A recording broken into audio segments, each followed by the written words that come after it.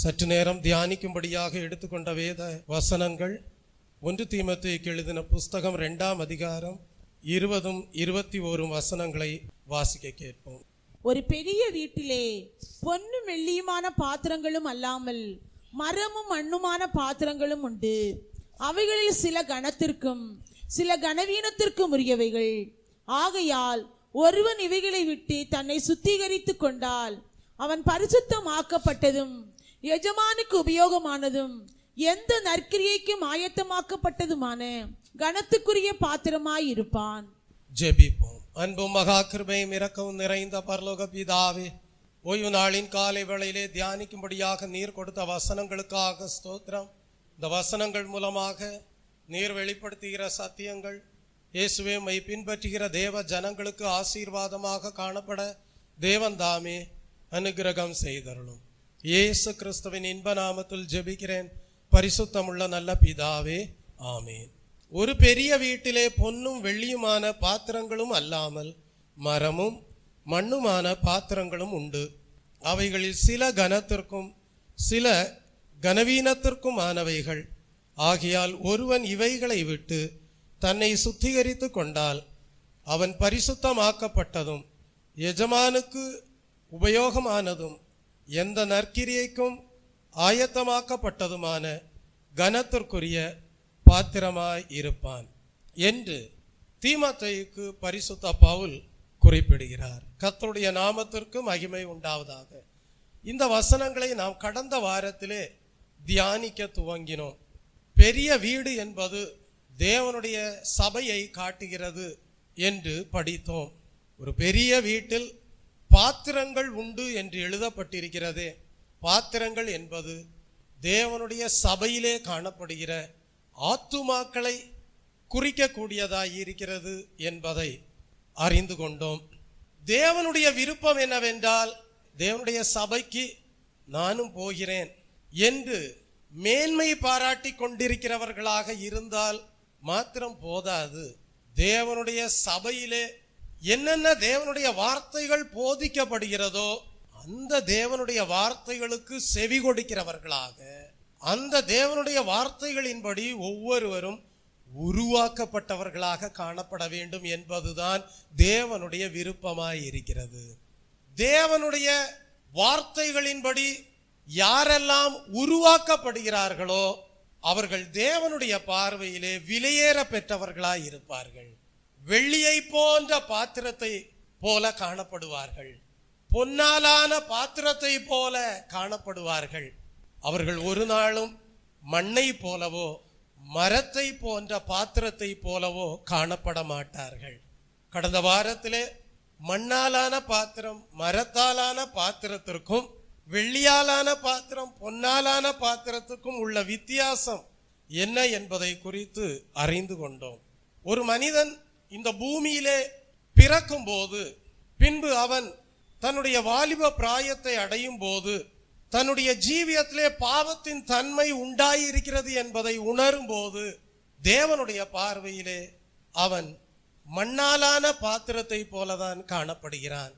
ஆனால் அப்படி பாவத்தின் தன்மையோடு காணப்படுவதாக உணர்கிற மனிதன் என்ன செய்ய வேண்டும் என்றால், தேவனே உம்முடைய சுத்திகரிப்பின் பணி என்னுடைய ஜீவியத்திலே நிறைவேற வேண்டும் என்று சொல்லி அந்த சுத்திகரிப்பை எப்படி மெய்யாகவே ஆவி ஆத்ம சரீரத்திலே அடைய முடியும் என்பதை அறிந்து அந்த சுத்திகரிப்பின் வேலைக்கு தன்னுடைய வாழ்க்கையை ஒப்பு கொடுக்க வேண்டும். கர்த்தருடைய நாமத்திற்கு மகிமை உண்டாவதாக. அந்த சுத்திகரிப்பின் வேலையை மனிதனுடைய வாழ்க்கையிலே நிறைவேற்றும்படியாக தான் பரலோக பிதாவாகிய தேவன் குமாரனாகிய இயேசு கிறிஸ்துவை இந்த பூமிக்கு அனுப்பினார் என்பதை மனிதன் அறிந்து தன்னுடைய வாழ்க்கையை கல்வாரி சிலுவையிலே இயேசு கிறிஸ்து நிறைவேற்றின ஆசீர்வாதங்களுக்கு என்று ஒப்புவிக்கும் போது தேவனுடைய உருவாக்கக்கூடிய பணிக்கு தன்னை அர்ப்பணிக்க கூடியவனாக மாறுகிறான். பின்பு அவன் மாயையான கல்லினாலும் மண்ணினாலும் செய்யப்பட்டவைகள் மீது அல்ல தன்னுடைய நம்பிக்கையை வைப்பது, அவன் ஜீவனுள்ள தேவன் மீது தன்னுடைய நம்பிக்கையை வைக்கிறவனாக மாறுகிறான். கர்த்தருடைய நாமத்திற்கு மகிமை உண்டாவதாக. வெள்ளியால் ஆன பாத்திரம் என்று சொல்லும் போது அதனுடைய அர்த்தம் என்னவென்றால் மீட்கப்பட்டவர்கள். கர்த்தருடைய நாமத்திற்கு மகிமை உண்டாவதாக. வெள்ளி என்பது மீட்பை காட்டுகிறது. தெய்வ பிள்ளையே, மண்ணாலான காரியங்களில் இருந்தெல்லாம், மரத்தாலான காரியங்களில் இருந்தெல்லாம் மனிதன் மீட்கப்படுகிறான். ஒரு சரியான தெய்வீக நம்பிக்கைக்குள்ளாக கடந்து வருகிறான். தெய்வ பிள்ளையே, அப்படி மீட்கப்படுகிற ஜனங்கள் இயேசு கிறிஸ்துவின் இரத்தத்தினாலே, தேவனுடைய வசனத்தினாலே, தேவனுடைய பரிசுத்த ஆவியானவராலே யார் மீட்கப்படுகிறார்களோ, யார் சுத்திகரிப்பை அடைகிறார்களோ, அவர்கள்தான் தேவனுடைய பார்வையிலே வெள்ளியால் ஆன பாத்திரமாகவும் பொன்னால் ஆன பாத்திரமாகவும் மாறுகிறார்கள். அப்படியானால் எந்த ஒரு மனிதனும் நானும் தேவனுடைய சபைக்கு போய்விட்டு வருகிறேன் என்று சொல்லுகிற திருப்தியோடு வாழ்ந்தால் போதாது. தேவனுடைய சபைக்கு செல்வதினால் தன்னுடைய ஜீவியத்திலே தேவனுடைய வார்த்தைகளினாலே ஒரு சுத்திகரிப்பு உண்டாகிறதா என்பதை மனிதன் அறிந்து கொண்டு, அப்படிப்பட்ட சுத்திகரிப்பு நாளுக்கு நாள் விருத்தி அடைகிறது என்றால் தான் தேவனுடைய சபைக்கு செல்வதினால் சந்தோஷப்படுகிறவனாக காணப்பட வேண்டும். கர்த்தருடைய நாமத்திற்கு மகிமை உண்டாவதாக. மனிதன் முதலாவது வெள்ளியை போல ஒரு பாத்திரமாக தேவனுடைய பார்வையிலே காணப்படும்படியாக இயேசு கிறிஸ்துவின் இரத்தத்தினாலே மீட்கப்படுகிறான். பின்பு மனிதன் சந்தோஷம் அடையக்கூடாது. தான் ஒரு வெள்ளியால் ஆன பாத்திரமாக இருப்பதாக நினைத்து சந்தோஷப்படக்கூடாது. கர்த்தாவே, பொன்னாலான பாத்திரமாக மாற்றும் என்று ஜெபிக்க வேண்டும். பசும் பொன்னாலான பாத்திரமாக மாற்றும் என்று ஜெபிக்க வேண்டும். அப்படி ஜெபிக்கும் போது கர்த்தர் என்ன செய்வார்? பொன்னாலான பாத்திரமாக விளங்குவதற்கு ஏதுவான சத்திய உபதேசங்களை சுட்டி காட்டுவார். பரிசுத்த ஆவியானவரை கொடுப்பார். ரட்சிக்கப்பட்ட மனம் திரும்பின அனுபவத்தோடு மாத்திரம் நீங்கள் காணப்பட மாட்டீர்கள். பின்பு தேவனுடைய நீதியின் வசனங்களுக்கு கீழ்ப்படிந்து பரிசுத்தாவின் அபிஷேகத்தை பெற்று பின்பு அந்த பரிசுத்த ஆவியானவருடைய துணையோடு சகல சத்திய உபதேசங்களுக்கும் கீழ்ப்படியக்கூடிய பாக்கியகரமான ஜீவியம் செய்கிறவர்களாக, கிருபை பொருந்தினவர்களாக வாழ வைக்கக்கூடியவராயிருப்பார். அப்பொழுது உங்கள் ஜீவியம் தேவனுடைய பார்வையிலே பரிசுத்தமாக்கப்பட்டதாய் இருக்கும். ஆம் தெய்வ பிள்ளை, ஆகவேதான் வேதத்திலே படிக்கிறோம், பரிசுத்தமாய் இருக்கிறவன் இன்னும் பரிசுத்தமாய் இருக்கட்டும் என்று படிக்கிறோம். எப்பொழுதும் குயவன் கையிலே இருக்கக்கூடிய களிமண்ணாகவே காணப்படுகிறேன் என்று நீங்கள் பாடிக்கொண்டிருக்க கூடாது. ஒரு காலத்தில் குயவன் கையில் இருக்கக்கூடிய களிமண்ணை போல காணப்பட்டேன். ஆனால் இயேசுவே உம்முடைய கல்வாரி சிலுவை அண்டையிலே தேவனே உம்முடைய சுவிசேஷ வார்த்தைகளினாலே கொண்டு வரப்பட்ட போது மீட்கப்பட்டேன், மனம் திரும்பினேன், ஆத்துமாவிலே சுத்திகரிக்கப்பட்டேன், வெள்ளியாலான பாத்திரமாக உம்மாலே உருவாக்கப்பட்டேன் என்கிற நிச்சயத்தோடு காணப்பட வேண்டும். பின்பு கர்த்தாவே, மனம் திரும்பின மனிதனாக மாத்திரமல்ல, உம்முடைய நீதியின் வசனங்களுக்கு கீழ்ப்படிந்து முழுக்கு ஞான ஸ்நானம் பெற்றுக்கொண்டேன், புதிதான ஜீவனுடையவனாக நடக்க ஆயத்தமானேன், வாக்குத்தத்தம் பண்ணப்பட்ட பரிசுத்தாவின் அபிஷேகத்தையும் பெற்றுக்கொண்டேன், இப்பொழுதோ புதிதான ஜீவனை உடையவனாக நடக்கிறேன், சகல சத்திய உபதேசங்களையும் கை கொள்ளக்கூடிய கிருபையை பெற்றுக்கொண்டேன், உம்முடைய பார்வையிலே விலையேற பெற்ற சம்பத்தாக காணப்படுகிறேன், பொன்னாலான பாத்திரமாக காணப்படுகிறேன். உங்களுடைய ஜெபம் எப்படி காணப்படும் என்றால் பசும் பொன்னாக மாற்றும் என்று. கர்த்தருடைய நாமத்திற்கு மகிமை உண்டாவதாக. அதை தான் படிக்கிறோம். ஒரு பெரிய வீடு தேவனுடைய சபை. அந்த சபையிலே அநேக பாத்திரங்கள் இருக்கிறது. சில பாத்திரங்கள் எப்படி காணப்படுகிறது, சில ஆத்துமாக்கள் எப்படி காணப்படுகிறார்கள், நாங்களும் சபைக்கு போறோம் அப்படின்ற நிலையோடு காணப்படுகிறார்கள். ஆனால் சில ஆத்துமாக்களோ நாங்கள் தேவனுடைய சபைக்கு போய் வருகிறோம் என்கிற நிலையிலே மாத்திரமல்ல, தேவனுடைய வார்த்தைகளாலே சுத்திகரிக்கப்பட்டவர்களாக காணப்படுகிறார்கள். தேவனுடைய விருப்பம் என்னவென்றால் ஒவ்வொருவரும் கனத்திற்குரிய பாத்திரமாக காணப்பட வேண்டும். Praise the Lord. இன்றைக்கு அநேக ஆவிக்குரிய சபைகளில் எல்லாம் கிறிஸ்துவின் வருகையின் நாளை குறித்து போதிக்கப்பட்டு கொண்டிருக்கிறது. எல்லாருடைய உணர்வும் எப்படி காணப்படுகிறது என்றால், கைவிடப்பட்டு விடக்கூடாது, கர்த்தாவே உம்முடைய வருகை நாளிலே சேர்த்து கொள்ளப்பட வேண்டும், கர்த்தாவே உம்முடைய வசனங்களை கண்டுகொண்டே வாழ வேண்டும் என்கிற உணர்வு மெய்யான தேவனுடைய ஊழியர்களுடைய வாழ்க்கையிலே, மெய்யான விசுவாசிகளுடைய வாழ்க்கையிலே உண்டாயிருக்கிறது. கர்த்தருடைய நாமத்திற்கு மகிமை உண்டாவதாக. ஆம், தேவனுடைய பார்வையிலே சிலர் எப்படி காணப்படுகிறார்கள் என்றால், தேவனுடைய சபையிலே அங்கத்தினர் என்று சொல்லுகிறவர்களாய் இருக்கிறார்கள். ஆனால் அவர்களோ கனவீனம் அடைந்த பாத்திரமாகவே காணப்படுகிறார்கள். காரணம், அவர்களுடைய வாழ்க்கையிலே தேவன் எதிர்பார்க்கக்கூடிய தெய்வீகரமான வளர்ச்சி இல்லை. நாளுக்கு நாள் தேவன் எதிர்பார்க்கக்கூடிய சுத்திகரிப்பு இல்லை. ஆனால் சிலரை தேவன் பார்க்கும் போது அவர்களுடைய ஜீவியம் எப்படி இருக்கிறது என்றால், நாளுக்கு நாள் தேவனுடைய வார்த்தைகளுக்கு கீழ்ப்படிந்து ஜீவிப்பதினாலே சுத்திகரிப்படைந்ததாக காணப்படுகிறது. நாளுக்கு நாள் பரிசுத்தமாகி கொண்டே இருக்கிறது. யார் கிறிஸ்துவின் வருகையின் நாளிலே தேவனோடு சேர்த்து கொள்ளப்படுவார்கள்? தேவன் யாரை சேர்த்து கொள்வார்? தேவன் யாரை தம்முடைய கரத்திலே எடுத்துக்கொள்வார்?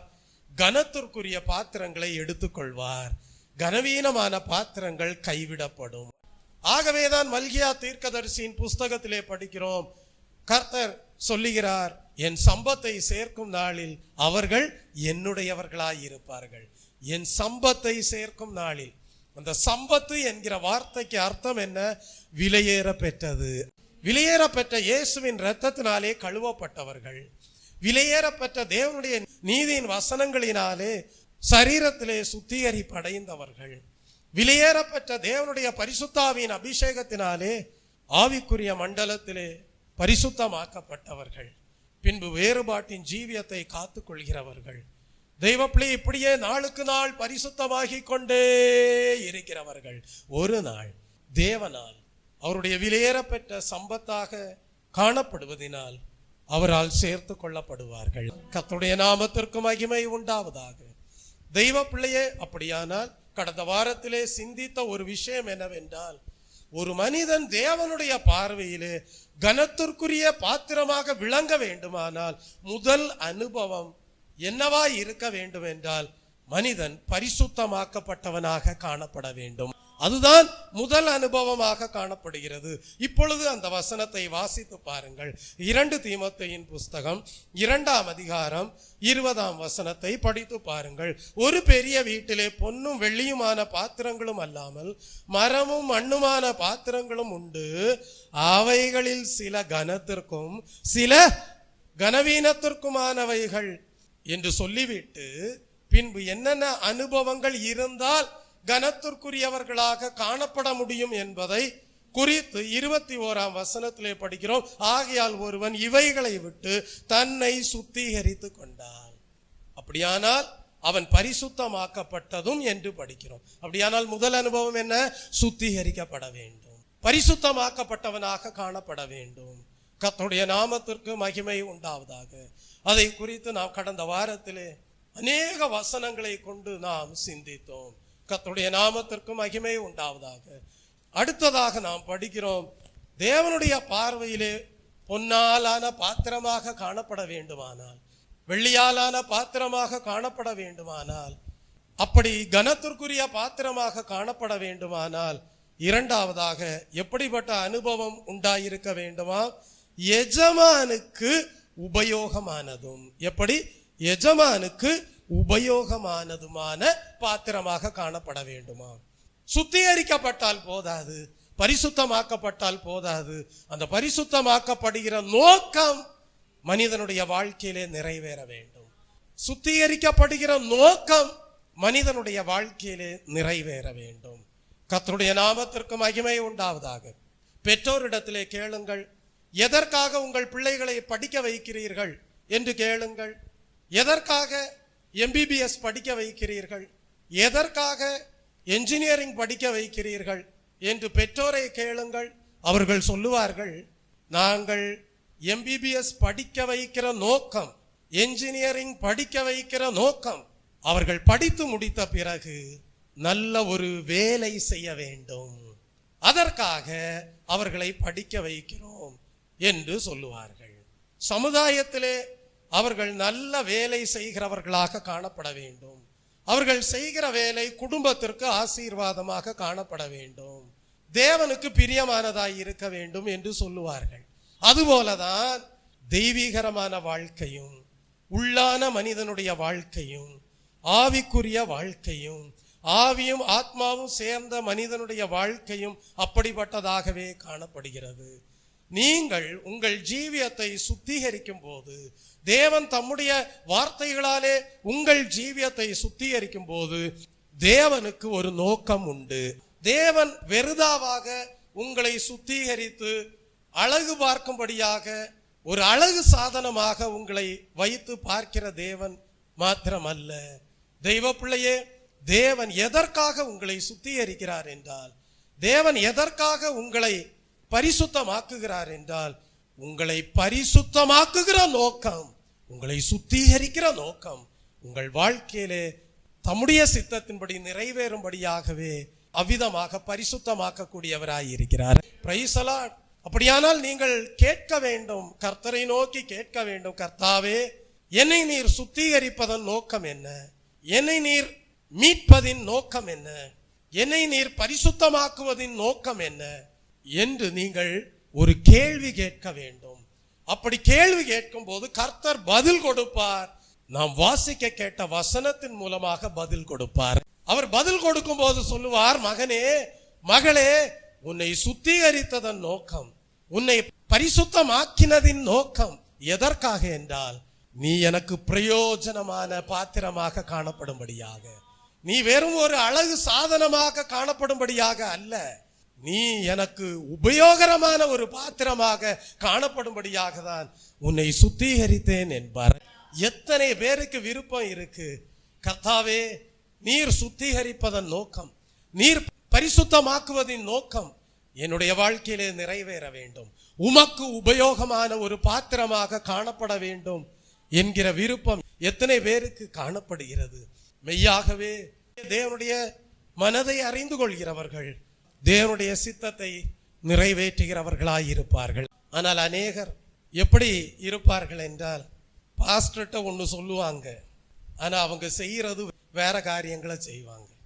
பாஸ்டர் ஒரு நல்ல பொறுப்பை கொடுப்பார், ஒரு உபயோகரமான பாத்திரமாக சபையில காணப்படும்படியாக ஒரு பொறுப்பு கொடுப்பார். அவங்களும் சொல்லுவாங்க, பாஸ்டர் நல்ல பொறுப்பு கொடுத்தீங்க, நீங்க சொன்ன மாதிரியே செய்யறேன், உபயோகரமான பாத்திரமா இருக்கிறேன்னு சொல்லுவாங்க. ஆனா அவங்க அப்படி உபயோகரமான பாத்திரமாக இருப்பது கிடையாது. ஆகவேதான் அவர்கள் நாளுக்கு நாள் தேவனுடைய கிருபையை பெற்றுக்கொள்வது கிடையாது. அவர்கள் தேவனுடைய பார்வையிலே ஒரு கனத்திற்குரிய பாத்திரமாக இருப்பது கிடையாது. அவர்கள் தேவன் கொடுத்த உத்தரவாதங்களிலே உண்மை உள்ளவர்களாக இருப்பது கிடையாது. எஜமானனாகிய இயேசுவுக்கு அவர்கள் பிரயோஜனம் உள்ளவர்களாக இருப்பதும் கிடையாது. இந்த காலை வேளையிலே உங்கள் ஜீவியத்தை ஆராய்ந்து பார்க்க வேண்டும். தேவன் உங்களை சுத்திகரித்தார் என்றால், தேவன் உங்களை பரிசுத்தமாக்கினார் என்றால், தேவனுக்கு நீங்கள் பிரயோஜனமான பாத்திரமாய் இருக்கிறீர்களா என்பதை ஆராய்ந்து பார்க்க வேண்டும். ஒரு அழகு சாதனமாக மாத்திரம் வாழ்க்கை முழுவதும் இருந்துவிட்டு சென்றால் அது தேவனுடைய பார்வையிலே விலையேற பெற்றதாய் இராது. கர்த்தருடைய நாமத்திற்கு மகிமை உண்டாவதாக. நாம் ஆராதிக்கிற தேவன் சிருஷ்டி கர்த்தராய் இருக்கிறார். கர்த்தருடைய கரத்திலே காணப்படுகிற கனத்திற்குரிய பாத்திரம் தேவனுக்கு, எஜமானனாகி இயேசுவுக்கு பிரயோஜனமானதாக காணப்பட வேண்டும்.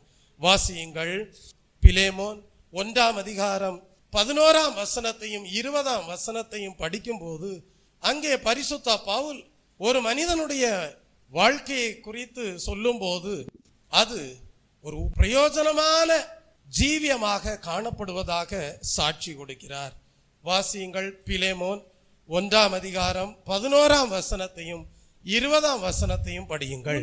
முன்னே அவன் உமக்கு பிரயோஜனம் இல்லாதவன், உமக்கு பிரயோஜனம் இல்லாதவன், இப்பொழுதோ உமக்கும் எனக்கும் பிரயோஜனம் உள்ளவன், பிரயோஜனம் உள்ளவன். ஆம் ஆம் சகோதரரே, கர்த்தருக்குள் உம்மாலே எனக்கு பிரயோஜனம் உண்டாகட்டும், கர்த்தருக்குள் உம்மாலே எனக்கு பிரயோஜனம் உண்டாகட்டும், கர்த்தருக்குள் என் உள்ளத்தை இளைப்பாற பண்ணும், கர்த்தருக்குள் என் உள்ளத்தை இளைப்பாற பண்ணும் என்று பவுல் குறிப்பிடுகிறார். இந்த வசனங்களுடைய அர்த்தம் என்ன? ஒரு மனிதனை குறித்து பவுல் சாட்சி கொடுக்கிறார். அந்த சாட்சி என்னவென்றால், முன்னே அவன் பிரயோஜனம் இல்லாதவன், ஆனால் இப்பொழுதோ அவன் உமக்கும் எனக்கும் பிரயோஜனமானவன் என்று சாட்சி கொடுப்பதை நாம் படிக்கிறோம். கர்த்தருடைய நாமத்திற்கு மகிமை உண்டாவதாக. இதனுடைய பின்னணியத்தை குறித்து நாம் வேதத்திலே படிக்கும் போது, பவுல் எந்த சூழ்நிலையிலே இருந்தபோது அந்த மனிதனை குறித்து சாட்சி கொடுத்தார் என்பதை அறிந்து கொள்ள முடியும். பின்னணியம் என்னவென்றால், அப்போஸ்தலனாகிய பவுல் ரோமாபுரி சிறைச்சாலையிலே காணப்படுகிறார். அந்த வருடம் என்னவென்றால் கிபி 72 வருடம். கிபி 72 வருடத்திலே அப்போஸ்தலனாகிய பவுல் ரோமாபுரி சிறைச்சாலையிலே காணப்படுகிறார். அப்பொழுது பீலேமோன் என்கிற ஒரு செல்வந்தருக்கு ஒரு ஒப்புரவாகுதலின் கடிதத்தை பவுல் எழுதுகிறார். எதற்காக பீலேமோன் என்கிற ஒரு செல்வந்தருக்கு ஒப்புரவாகுதலின் கடிதம் எழுதுகிறார் என்றால், அந்த செல்வந்தரிடம் காணப்பட்ட அடிமையாயிருந்த ஒரு மனிதன், அந்த மனிதனுடைய பெயர் ஒனேசிமு. பீலேமோன் என்கிற செல்வந்தரிடம் காணப்பட்ட ஒனேசிமு என்கிற அடிமை என்ன செய்து விட்டான் என்றால், பீலேமோனுடைய வீட்டை விட்டு ஓடி வந்து விட்டான். அடிமையாயிருந்த ஒனேசிமு ஓடி வருகிறான் ரோமாபுரிக்கு. அங்கே எப்படியோ பரிசுத்த பவுலை சந்திக்கிறான். தெய்வ ஜனமே, அந்த செல்வந்தராக காணப்பட்ட பீலேமோனுடைய வீட்டிலேயும் ஒரு சபை கூடி வரக்கூடியதாக இருந்தது. ஆனால் ஓடி வந்த ஒனேசிமு பரிசுத்த பவுலுக்கு சிநேகிதராக மாறிவிட்டார். ஒரு நல்ல மனம் திரும்புதல் உண்டாகிவிட்டது. பவுல் தேவனுடைய வார்த்தைகளை ஒனேசிமுக்கு போதித்தபடியினால் மெய்யான ரட்சிப்பின் அனுபவமும் உண்டாகிவிட்டது. ஆகவே அப்போஸ்தலனாகிய பவுலுக்கு ஒனேசிமு ஒரு ஆவிக்குரிய மகனாக மாறிவிட்டார்.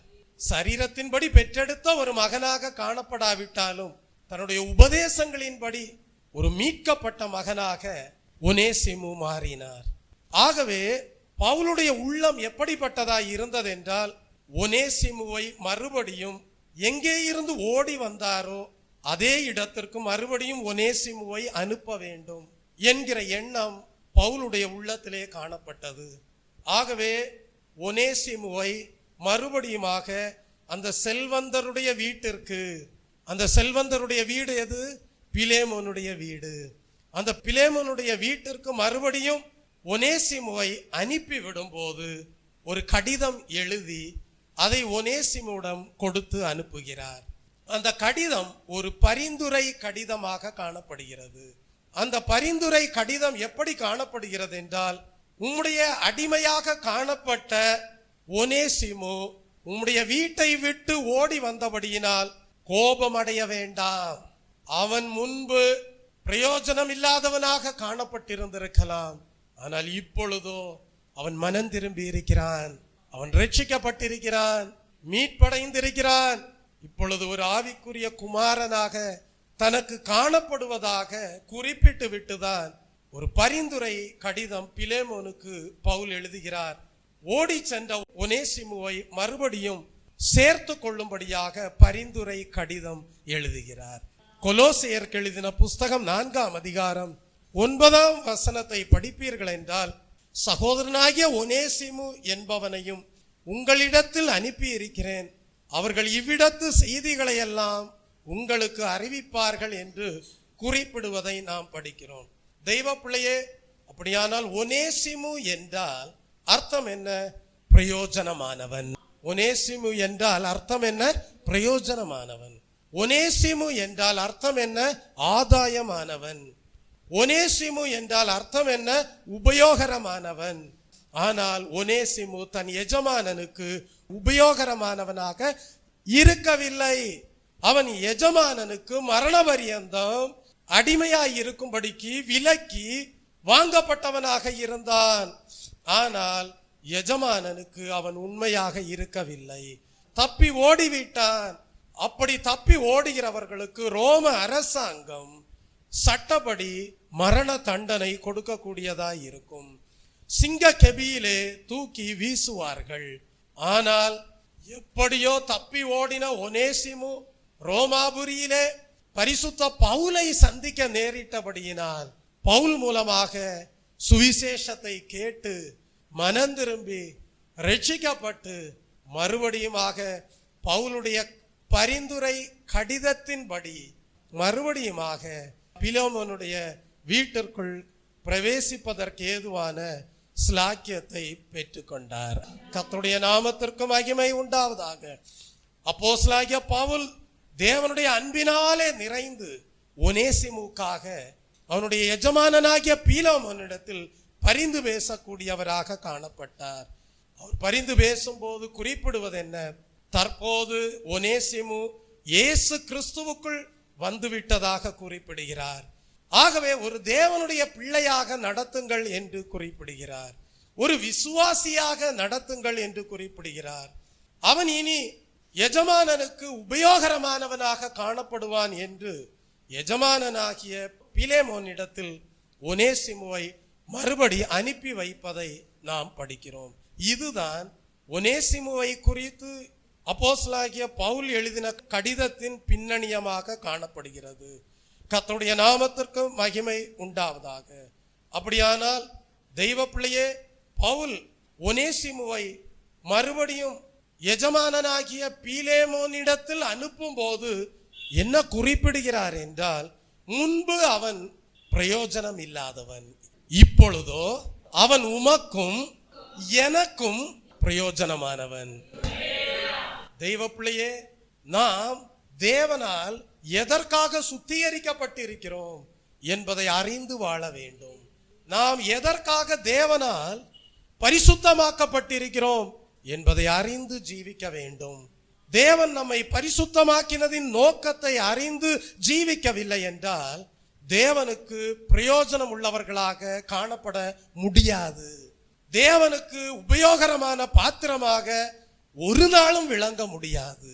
நாளுக்கு நாள் தேவனுடைய கிருபையிலே பெருக முடியாது. தேவனுடைய பரிசுத்த ஆவியானவர் உங்களிடத்திலே காணப்படவும் முடியாது. அப்படியானால் காலை வேளையிலே தேவன் ஒரு சத்தியத்தை உங்களுக்கு விளங்க வைக்கிறார். வெள்ளியாலான பாத்திரம் பொன்னாலான பாத்திரமாக தேவன் அவருடைய பார்வையிலே கனத்திற்குரிய பாத்திரமாக காணப்படும்படியாக உங்களை சுத்திகரிக்கும் போது, பரிசுத்தமாகும் போது நீங்கள் எப்படி காணப்பட வேண்டும் என்றால், தெய்வ பிள்ளையே, இந்த உலகத்திற்கு வெளிச்சமாக காணப்பட வேண்டும். இந்த பூமிக்கு உப்பாக காணப்பட வேண்டும். தேவனுக்கும் மனிதர்களுக்கும் பிரயோஜனம் உள்ளவர்களாக காணப்பட வேண்டும். தேவன் உங்களை சுத்திகரித்ததன் நோக்கத்தை அறிந்து, தேவனே உமக்கு எவ்விதமாக உபயோகரமான பாத்திரமாக நான் விளங்கும்படியாக நீர் விரும்புகிறீர், அதை எனக்கு சொல்லித்தாரும் என்று சொல்லி தேவனிடத்தில் கேட்டு கற்றுக்கொண்டு தேவனுக்கு பிரயோஜனம் உள்ளவர்களாக நீங்கள் ஜீவிக்க வேண்டும். அதைதான் நாம் தீமோத்தேயுக்கு எழுதின புஸ்தகத்திலே படிக்கிறோம். ஒரு பெரிய வீட்டில் பொன்னும் வெள்ளியுமான பாத்திரங்களும் அல்லாமல் மரமும் மண்ணுமான பாத்திரங்களும் உண்டு. அவைகளில் சில கனத்திற்கும் சில கனவீனத்திற்கும் ஆனவைகள். ஆனால் ஒருவன் இவைகளை விட்டு, கடந்த வாரத்திலே தியானித்தோம், எவைகளை விட்டு? அநியாயத்தை விட்டு, எவைகளை விட்டு? சீர்கேடான வீண் பேச்சுகளை விட்டு, அவைகளையெல்லாம் விட்டு ஒருவன் தன்னை சுத்திகரித்துக் கொண்டால் அவன் பரிசுத்தமாக்கப்பட்டதும் பின்பு என்ன? இரண்டாவது தன்மை என்ன? எஜமானுக்கு உபயோகமான பாத்திரமாக காணப்படுவான். இந்த காலை வேளையிலே உங்களுக்கு ஒரு சந்தோஷம் இருக்க வேண்டும். அந்த சந்தோஷம் என்னவென்றால், உங்களை பரிசுத்தமாக்கின தேவனுக்கு நீங்கள் பிரயோஜனமாய் இருக்கிறீர்கள் என்கிற சந்தோஷம் உண்டாயிருக்க வேண்டும். இயேசுவின் சீஷர்களை பாருங்கள். இயேசுவின் சீஷர்கள் எப்படிப்பட்டவர்களாய் இருந்தார்கள்? மீன் பிடிக்கிறவர்களாக காணப்பட்டார்கள். ஆனால் இயேசு கிறிஸ்து என்ன செய்தார்? அந்த மீன் பிடிக்கிற சீஷர்களை தம்முடனே வைத்து கொண்டு போதனை செய்யக்கூடியவராக காணப்பட்டார். 3.5 வருட காலங்கள் அவர்களுக்கு போதனை செய்து அவர்களுக்கு பயிற்சி கொடுக்கக்கூடியவராக காணப்பட்டார். அப்படி பயிற்சி எடுத்துக்கொண்ட சீஷர்கள் பின் நாட்களிலே அப்போஸ்தலர்களாக மாறினார்கள். ஊழியத்திலே 1000 ஆத்துமாக்களை ஆதாயம் செய்தார்கள். அநேக அற்புதங்கள் அவர்கள் மூலமாக உண்டானது. அடையாளங்களினாலே வசனங்களை உறுதிப்படுத்தக்கூடியவர்களாய் இருந்தார்கள். எந்த மனுஷனையும் பிரகாசிப்பிக்கிற மெய்யான ஒளியாகிய இயேசு கிறிஸ்துவினுடைய மகிமையினாலே அவர்கள் தேவனுக்கு பிரயோஜனம் உள்ளவர்களாக காணப்பட்டார்கள். தெய்வ பிள்ளையே, பிரயோஜனமாக நீங்கள் காணப்படும்படியாக தேவன் உங்களுக்கு வல்லமையை கொடுக்கக்கூடியவராய் இருக்கிறார். Praise the Lord. நீங்கள் சொல்ல வேண்டும், முற்காலங்களிலே மண்ணாலான பாத்திரத்தை போல் இருந்தேன், ஒரு வல்லமை இல்லாத ஜீவியம் செய்தேன், மரத்தாலான பாத்திரத்தை போல காணப்பட்டேன், அழகு சாதனமாக தான் இருந்தேன். ஆனால் இப்பொழுதோ தேவன் மண்ணாலான பாத்திரத்திற்குள்ளே மகிமையான தம்முடைய பொக்கிஷத்தை, தம்முடைய அபிஷேகத்தை வைத்து எங்களை விலையேற பெற்றவர்களாக மாற்றி இருக்கிறார். எங்களுக்குள்ளே இப்பொழுது தேவனுடைய வல்லமை காணப்படுகிறது. அந்த தேவனுடைய வல்லமையினாலே தேவனுக்கு பிரயோஜனம் உள்ளவர்களாக காணப்படுகிறோம் என்று சாட்சி பகருகிறவர்களாய் இருக்க வேண்டும். கர்த்தருடைய நாமத்திற்கு மகிமை உண்டாவதாக. கெனசரேத்து கடல் அருகே, கல்லறை அருகே லேகியோன் என்கிற பிசாசு பிடித்தவன் தன்னைத்தானே கல்லுகளினாலே கீறி கொள்கிறவனாக, மூர்க்க குணமுள்ளவனாக காணப்பட்டான் என்று நாம் வேதத்திலே படிக்கிறோம்.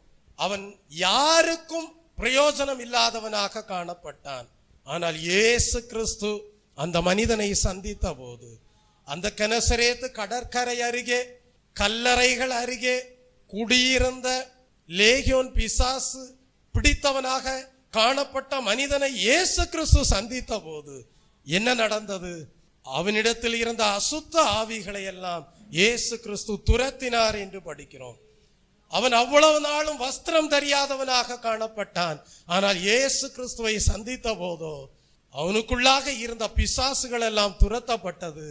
அவன் வஸ்திரம் தரித்தவனாக இயேசுவின் பாதத்திலே அமர்ந்திருந்தான் என்று படிக்கிறோம்.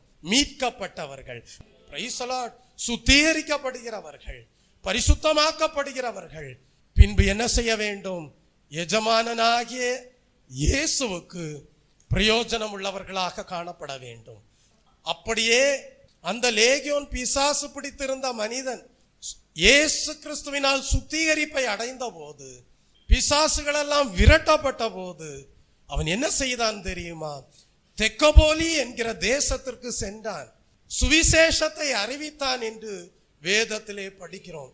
முன்பு அவன் பிரயோஜனம் இல்லாதவன், இப்பொழுதோ இயேசுவுக்கு பிரயோஜனமானவன். எத்தனை பேருக்கு விருப்பம் இருக்கு, கர்த்தாவே நீர் எங்களுடைய வாழ்க்கையிலே மீட்படைய பண்ணின நோக்கம் நிறைவேற வேண்டும், நீர் எங்களுடைய வாழ்க்கையிலே கொடுத்த சுத்திகரிப்பு உமக்கு பிரயோஜனமானதாக காணப்பட வேண்டும், எங்களை பரிசுத்தமாக்கினதின் நோக்கம் உம்முடைய சித்தத்தின்படி எங்கள் வாழ்க்கையிலே நிறைவேற வேண்டும் என்கிற விருப்பம் உள்ளவர்களாக ஜீவிக்க வேண்டும். பிசாசு பிடித்திருந்த மனிதனுடைய வாழ்க்கையில் இருந்த பிசாசுகள் எல்லாம் துரத்தப்பட்ட போது அவன் தெக்கோபோலி என்கிற தேசத்திற்கு சென்று சுவிசேஷத்தை அறிவித்தான். முன்பு பிரயோஜனம் இல்லாதவன், ஆனால் இப்பொழுதோ அவன் இயேசுவுக்கு பிரயோஜனம் உள்ளவனாக மாறினான். கர்த்தருடைய நாமத்திற்கு மகிமை உண்டாவதாக. தெய்வ பிள்ளையே, ஆந்திராவிலே ஏசன்னா என்கிற ஒரு வாலிபன் காணப்பட்டான். 17 வயது வரை அவனுக்கு சுய அறிவு கிடையாது, பைத்தியக்காரனை போல சுற்றி கொண்டிருந்தான்.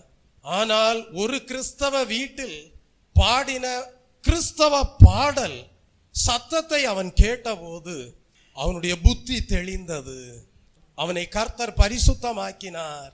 பின்பு அந்த ஒரு மனிதன் ஏசனாவை கொண்டு ஆயிரக்கணக்கான சபைகளை கர்த்தர் உருவாக்கி அநேக ஜனங்கள் ஞானஸ்நானம் பெற்றுக்கொள்ளும்படியாக கர்த்தர் கிருபை கொடுத்து, முன்பு பிரயோஜனம் இல்லாமல் காணப்பட்டவனை பின் நாட்களிலே தேவன் ஒரு கனத்திற்குரிய பாத்திரமாக, பிரயோஜனம் உள்ள பாத்திரமாக மாற்றினார்.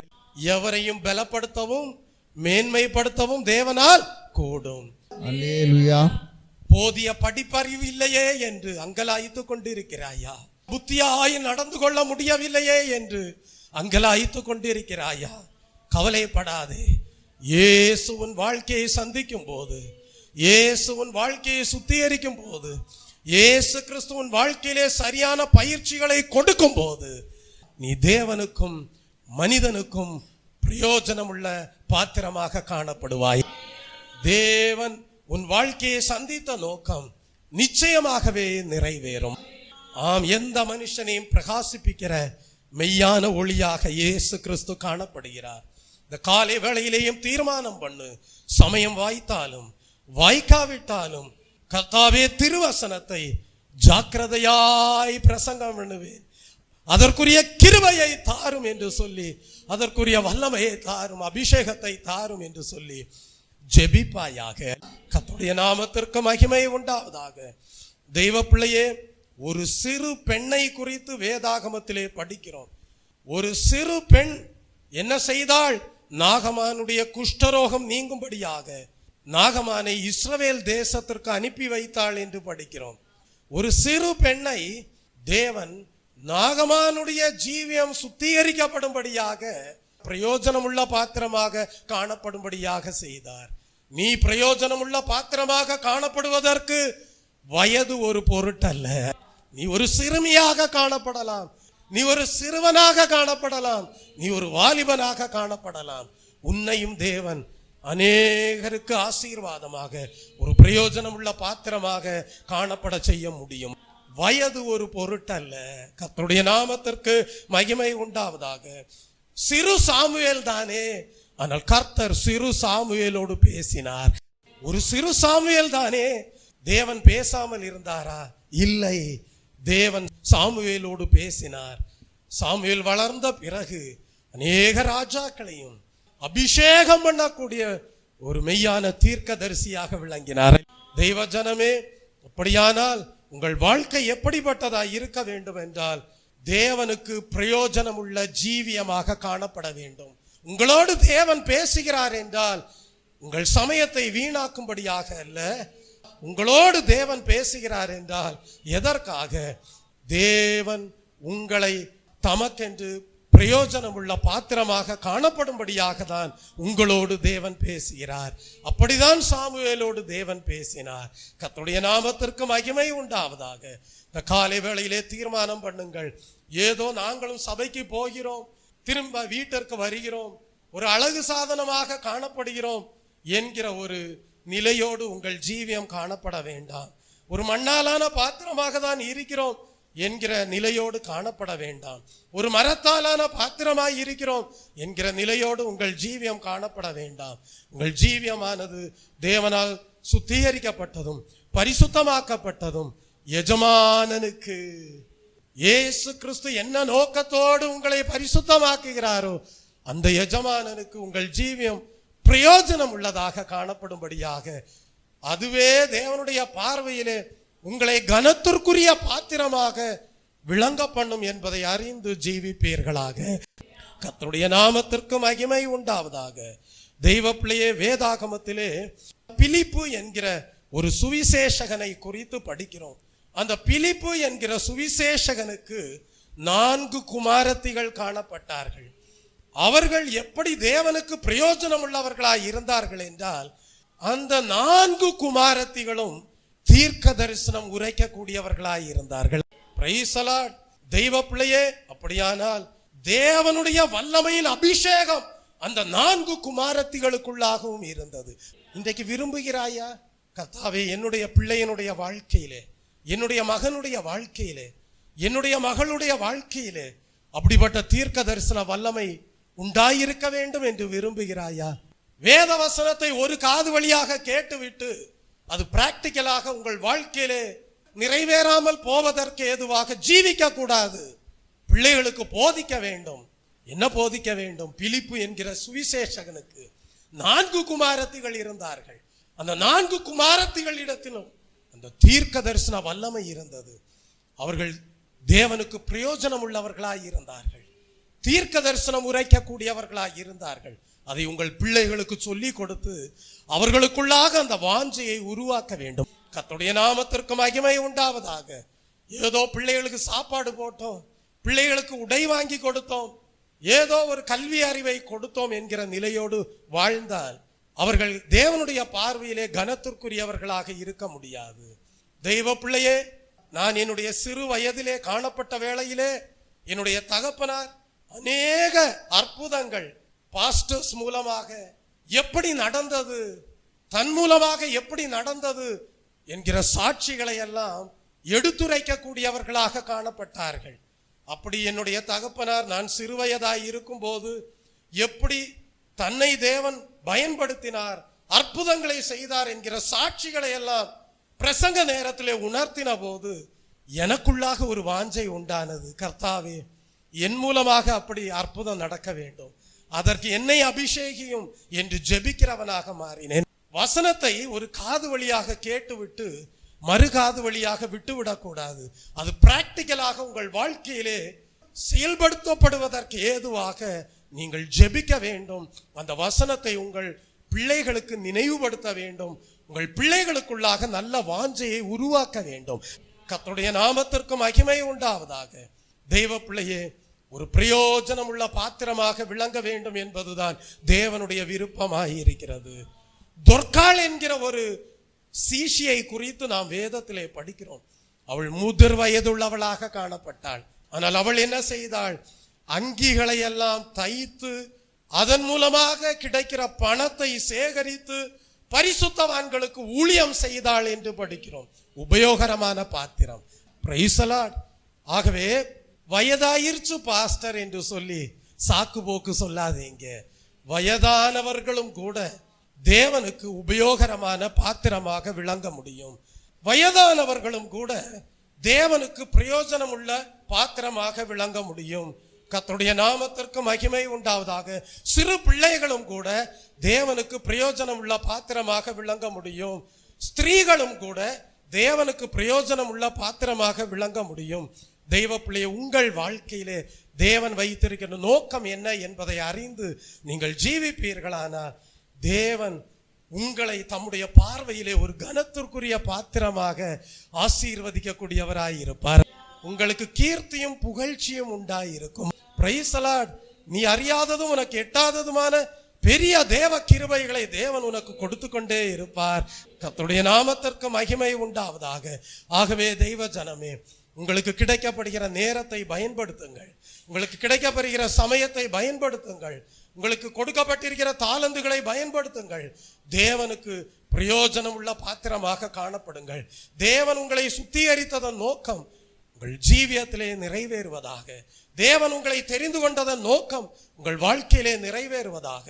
தேவன் உங்கள் ஜீவியத்தை பரிசுத்தமாக்கினதின் நோக்கம் உங்கள் வாழ்க்கையிலே நிறைவேறுவதாக. தெய்வ பிள்ளையே, நாம் இப்பொழுது அந்த 2 தீமோத்தேயுவின் புஸ்தகம் 2ஆம் அதிகாரம் 20ஆம் வசனத்திற்கும் 21ஆம் வசனத்திற்கும் கடந்து வருவோம். ஒரு பெரிய வீட்டிலே பொன்னும் வெள்ளியுமான பாத்திரங்களும் அல்லாமல் மரமும் மண்ணுமான பாத்திரங்களும் உண்டு. அவைகளில் சில கனத்திற்கும் சில கனவீனத்திற்குமானவைகள். ஆகையால் ஒருவன் சீர்கேடான வீண் பேச்சுகளை விட்டு அநியாயத்தை விட்டு தன்னை சுத்திகரித்து கொண்டால் அவன் பரிசுத்தமாக்கப்பட்டதும் பின்பு 2வது காரியம் என்ன? எஜமானுக்கு உபயோகமானதும். 3வது காரியம் என்ன? எந்த நற்கிரியைக்கும் ஆயத்தமாக்கப்பட்டதுமான கனத்திற்குரிய பாத்திரமாயிருப்பான். 3வது காரியம் என்ன? எந்த நற்கிரியைக்கும் ஆயத்தமாக்கப்பட்ட கனத்திற்குரிய பாத்திரமாயிருப்பான். அப்படியானால் தேவனுடைய பிள்ளைகள் என்று சொல்கிறவர்கள், தேவனுடைய ஊழியர்கள் என்று சொல்கிறவர்கள் எப்படி காணப்பட வேண்டும்? எப்பொழுதும் நற்கிரியைகளை செய்கிறவர்களாய் இருக்க வேண்டும். கர்த்தருடைய நாமத்திற்கு மகிமை உண்டாவதாக. அப்பொழுதுதான் தேவனுடைய பார்வையிலே கனத்திற்குரிய பாத்திரமாக காணப்பட முடியும். சிலர் ஒரு சின்ன காணிக்கை கொடுப்பார்கள், ஒரு 100 ரூபாய் காணிக்கை கொடுப்பார்கள். ஆனால் அவர்கள் என்ன சொல்லி கொண்டு இருப்பார்கள் என்றால், நாங்க பாஸ்டருக்கு நிறைய காணிக்கை கொடுத்தோம் அப்படின்னு சொல்லிட்டு இருப்பாங்க. ஆனா வேதம் சொல்லுகிறது, வலது கை கொடுப்பதை இடது கை அறியாத அளவிற்கு என்ன செய்ய வேண்டுமாம்? நற்கிரியைகளை செய்ய வேண்டும். மற்றவர்கள் அறியும்படியாக அல்ல நற்கிரியைகளை செய்ய வேண்டியது. தேவனே அறிந்து அவருடைய பார்வையிலேயே நீங்கள் கனத்திற்குரிய பாத்திரமாக காணப்படும்படியாக நற்கிரியைகளை செய்யும் போது, வலது கை செய்யும் போது இடது கை அறியாத அளவுக்கு நீங்கள் என்ன செய்ய வேண்டும்? நற்கிரியைகளை செய்ய வேண்டும். மத்தேயு எழுதின சுவிசேஷ புஸ்தகம் 5ஆம் அதிகாரம் 16ஆம் வசனத்தை படியுங்கள். நீங்கள் உலகத்துக்கு வெளிச்சமாய் இருக்கிறீர்கள். நீங்கள் உலகத்திற்கு வெளிச்சமாய் இருக்கிறீர்கள். மலையின் மேல் இருக்கிற பட்டணம் மறைந்திருக்க மாட்டாது. மலையின் மேல் இருக்கிற பட்டணம் மறைந்திருக்க மாட்டாது. விளக்கை கொளுத்தி மரக்காலால் மூடி வைக்காமல் விளக்கு தண்டின் மேல் வைப்பார்கள். அப்பொழுது அது வீட்டில் உள்ள யாவருக்கும் வெளிச்சம் கொடுக்கும். இவ்விதமாய் மனுஷர் உங்கள் நற்கிரியைகளை கண்டு பரலோகத்தில் இருக்கிற உங்கள் பிதாவை மகிமைப்படுத்தும்படி உங்கள் வெளிச்சம் அவர்கள் முன்பாக பிரகாசிக்க கடவது. எத்தனை பேருக்கு விருப்பம் இருக்கு, கர்த்தாவே என்னுடைய ஜீவியம் என்னுடைய வீட்டிற்கு வெளிச்சத்தை கொண்டு வர வேண்டும் என்று. நிறைய பேர் இப்படிப்பட்ட உபதேசங்களை கேட்காமல் போனபடியினால்தான் அவர்கள் தங்களுடைய வீட்டிற்கு வெளிச்சத்தை கொண்டு வர முடியவில்லை. காலை வேளையிலே ஆராய்ந்து பாருங்கள். உங்கள் சமுதாயத்திற்கு நீங்கள் தெய்வீக வெளிச்சத்தை கொண்டு செல்கிறீர்களா? உங்கள் வீட்டிற்கு நீங்கள் தெய்வீக வெளிச்சமாக காணப்படுகிறீர்களா? உங்கள் தேசத்திற்கு நீங்கள் தெய்வீக வெளிச்சத்தை கொடுக்கிறவர்களாய் இருக்கிறீர்களா? முழு உலகத்திற்கும் நீங்கள் தெய்வீக வெளிச்சத்தை கொண்டு செல்கிறவர்களாய் இருக்கிறீர்களா? ஆராய்ந்து பாருங்கள். நீங்கள் பிரயோஜனமுள்ள பாத்திரமாக காணப்படும்படியாக மரக்காலால் மூடி வைக்கப்பட்டவர்களாய் இருக்கக்கூடாது. தேவன் உங்களை ரட்சித்த நோக்கம், தேவன் உங்களை மனம் திரும்ப பண்ணினதன் நோக்கம், தேவன் உங்களை சுத்திகரித்ததன் நோக்கம், தேவன் உங்களை பரிசுத்தமாக்கினதின் நோக்கம், தேவன் உங்களுக்கு கிருபை வரங்களை கொடுத்த நோக்கம் உங்கள் வாழ்க்கையிலே நிறைவேறும்படியாக மரக்காலால் மூடி வைக்கப்பட்டவர்களாயிராமல் விளக்கு தண்டின் மேல் வைக்கப்பட்ட விளக்கை போல முழு உலகத்திற்கும் தேசத்திற்கும் சமுதாயத்திற்கும் வீட்டிற்கும் தெய்வீக வெளிச்சத்தை கொடுக்கிறவர்களாக காணப்பட வேண்டும். அப்பொழுதுதான் உங்கள் ஜீவியம் மற்றவர்களுக்கு நற்கிரியைகளை செய்த ஜீவியமாக காணப்படும். நற்கிரியைகள் யாருக்கு மகிமையை சேர்க்க வேண்டும்? பரலோக தேவனுக்கு மகிமையை சேர்க்கக்கூடியதாய் இருக்க வேண்டும். கர்த்தாவே, ஒரு நற்கிரியை செய்கிறேன், அது எனக்கு மகிமையை கொண்டு வரக்கூடியதாக அல்ல, எனக்கு புகழ்ச்சியை கொண்டு வரும்படியாக அல்ல, எனக்கு ஒரு மகிமையை கொண்டு வரும்படியாக அல்ல. நான் செய்கிற நற்கிரியை தேவனே, பரலோக பிதாவே, உமக்கு மகிமை கொண்டு வரக்கூடியதாய் இருக்க வேண்டும் என்று நீங்கள் நற்கிரியைகளை செய்வீர்களானால் தேவனை கனப்படுத்துகிற உங்களை தேவன் கனப்படுத்துவார். கர்த்தருடைய நாமத்திற்கு மகிமை உண்டாவதாக. எபேசியருக்கு எழுதின புஸ்தகம் 2ஆம் அதிகாரம் 10ஆம் வசனத்தை படித்து பாருங்கள். ஏனெனில் நற்கிரியைகளை செய்கிறதற்கு நாம் கிறிஸ்து இயேசுவுக்குள் சிருஷ்டிக்கப்பட்டு தேவனுடைய செய்கையாய் இருக்கிறோம். அவைகளில் நாம் நடக்கும்படி அவர் முன்னதாக அவைகளை ஆயத்தம் பண்ணி இருக்கிறார். Praise the Lord. நற்கிரியைகளை செய்கிறதற்கு நாம் கிறிஸ்து இயேசுவுக்குள் சிருஷ்டிக்கப்பட்டு தேவனுடைய செய்கையாய் இருக்கிறோம். அவைகளில் நாம் நடக்கும்படி அவர் முன்னதாக அவைகளை ஆயத்தம் பண்ணி இருக்கிறார். தெய்வ ஜனமே, அப்படியானால் தேவன் உங்களை எதற்காக மீட்டு ரட்சித்து பரிசுத்தமாக்குகிறார் என்றால், எஜமானனாகி இயேசுவுக்கு பிரயோஜனமுள்ள பாத்திரமாக காணப்படும்படியாகவும் நீங்கள் நற்கிரியைகளை செய்து வாழும்படியாகவும் தான் தேவன் அவருடைய பார்வையிலே உங்களை ஒரு கனத்திற்குரிய பாத்திரமாக ஆசீர்வதிக்கிறார். கர்த்தருடைய நாமத்திற்கு மகிமை உண்டாவதாக. ஆகவேதான் தீத்துவின் புஸ்தகம் 2ஆம் அதிகாரம் 14ஆம் வசனத்திலே படிக்கிறோம், துர்க்கிரியைகள் நீங்க என்று படிக்கிறோம். எப்படி படிக்கிறோம்? துர்க்கிரியைகள் நீங்க என்று படிக்கிறோம். Praise the Lord. வாசியுங்கள். தீத்துவின் புஸ்தகம் 2ஆம் அதிகாரம் 14ஆம் வசனம். அவர் நம்மை சகல அக்கிரமங்களிலிருந்து மீட்டுக்கொண்டு தமக்குரிய சொந்த ஜனங்களாகவும் நற்கிரியைகளை செய்ய பக்தி வைராக்கியம் உள்ளவர்களாகவும் நம்மை சுத்திகரிக்கும்படி நமக்காக தம்மை தாமே ஒப்பு கொடுத்தார்.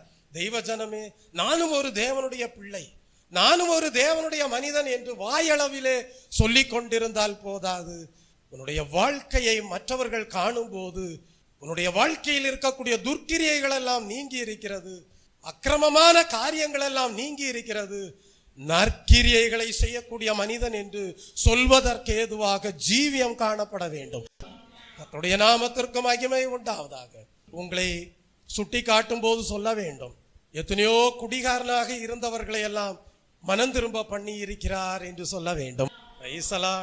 தவறான காரியங்களிலே ஈடுபட்டு கொண்டிருந்தவர்களை எல்லாம் இவர் மனம் திரும்ப பண்ணி இருக்கிறார் என்று உங்களை குறித்து சொல்ல வேண்டும். முன்பு பிரயோஜனம் இல்லாதவராக இருந்தார், இப்பொழுதோ பிரயோஜனம் உள்ளவராய் இருக்கிறார் என்று உங்களை குறித்து சொல்ல வேண்டும். கர்த்தருடைய நாமத்திற்கு மகிமை உண்டாவதாக. காலங்கள் கடந்து கொண்டே செல்லும், ஆனால் உங்கள் ஜீவியத்தை காணும் போது தேவனுடைய பிள்ளைகள் என்று சொல்லப்படுவதற்கு ஏதுவாக இருக்க வேண்டுமானால் நீங்கள் நற்கிரியைகளை செய்கிறவர்களாய் இருக்க வேண்டும். தீத்துவின் புஸ்தகம் 3ஆம் அதிகாரம் 14ஆம் வசனத்தை படித்து பாருங்கள். நம்முடையவர்களும் கனியற்றவர்களாய்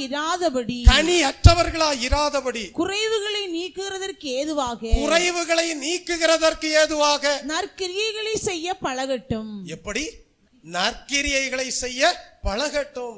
அப்படியானால் அந்நியரை உபசரிக்க வேண்டும், உபத்திரவப்படுகிறவர்களுக்கு உதவி செய்ய வேண்டும்.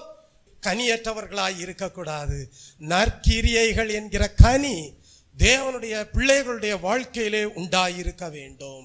மத்தேயு எழுதின சுவிசேஷ புஸ்தகம் 5ஆம் அதிகாரம் 15 16 வசனங்களை படித்து பாருங்கள். நீங்கள் எப்படி காணப்பட வேண்டும்? மனிதர்களுடைய வாழ்க்கையிலே இருக்கக்கூடிய இருளை எல்லாம் நீக்குகிற நற்கிரியைகளை செய்ய பழகி கொண்டவர்களாய் இருக்க வேண்டும். ஜனங்களுடைய வாழ்க்கையிலே பாவம் என்கிற இருள் இருக்கிறதா? ஜனங்களுடைய வாழ்க்கையிலே சாபம் என்கிற இருள் இருக்கிறதா? ஜனங்கள் பிசாசின் கட்டுகளில் இருக்கிறார்களா? அந்த இருளில் இருந்தெல்லாம் ஜனங்களை நீக்குகிற நற்கிரியைகளை செய்கிறவர்களாக காணப்பட வேண்டும், பழகி கொண்டவர்களாய் இருக்க வேண்டும். Praise the Lord. கர்த்தருடைய நாமத்திற்கு மகிமை உண்டாவதாக. தேவனுடைய மனுஷன் எப்படி காணப்பட வேண்டுமாம்? தேறினவனாய் இருக்க வேண்டுமாம். வாசியுங்கள், தீத்துவின் புஸ்தகம் 1ஆம் அதிகாரம் 14ஆம் வசனத்திலிருந்து 16ஆம் வசனம் வரைக்கும் படித்து பாருங்கள். தேவனுடைய மனுஷன் எப்படி காணப்பட வேண்டும் என்பதை குறித்து நாம் அங்கே படிக்கிறோம். தேவனுடைய மனுஷன் தேறினவனாக இருக்க வேண்டும், எந்த நற்கிரியையும் செய்ய தகுதியுள்ளவனாக இருக்க வேண்டும் என்று படிக்கிறோம். எந்த மனுஷனையும் கிறிஸ்து இயேசுவுக்குள்ளாக தேறினவனாக நிறுத்தும்படிக்கு ஊழியங்கள் நடைபெறுகிறது. தேறினவன் என்று சொல்லுகிற எந்த ஒரு தேவ மனிதனும் நற்கிரியைகளை செய்கிறவனாக காணப்பட வேண்டும். Praise the Lord. ஒரு தேவ மனிதன் என்று சொல்லுகிறவன் இந்த வசனங்களை எல்லாம் மனதிலே வைத்து ஜீவித்தால் தான் எப்பொழுதும் நற்கிரியைகளை செய்யக்கூடியவனாக காணப்படுவான், மெய்யாகவே தேறினவனாக காணப்படுவான். கர்த்தருடைய நாமத்திற்கு மகிமை உண்டாவதாக. இயேசு கிறிஸ்து இந்த பூமியிலே ஊழியம் செய்த நாட்களிலே நற்கிரியைகளை செய்யக்கூடியவராக இருந்தார். குருடர், ஊமையாயிருந்தவர்கள், செவிடர்கள், குஷ்டரோகிகள், அவர்கள் எல்லாரும் இயேசு கிறிஸ்து செய்த நற்கிரியைகளினாலே சுகமாக்கப்பட்டார்கள். மரித்தோரையும் கூட உயிரோடு எழுப்பக்கூடியவராக காணப்பட்டார்.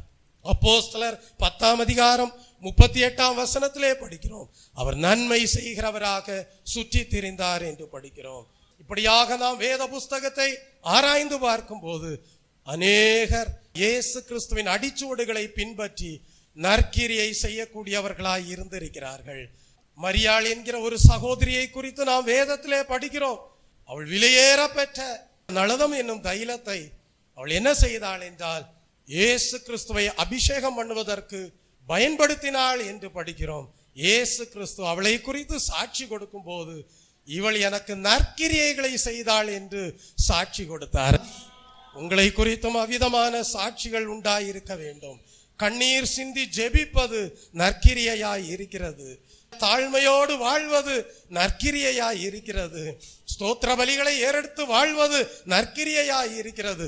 துதி ஆராதனை செய்வது நற்கிரியையாய் இருக்கிறது.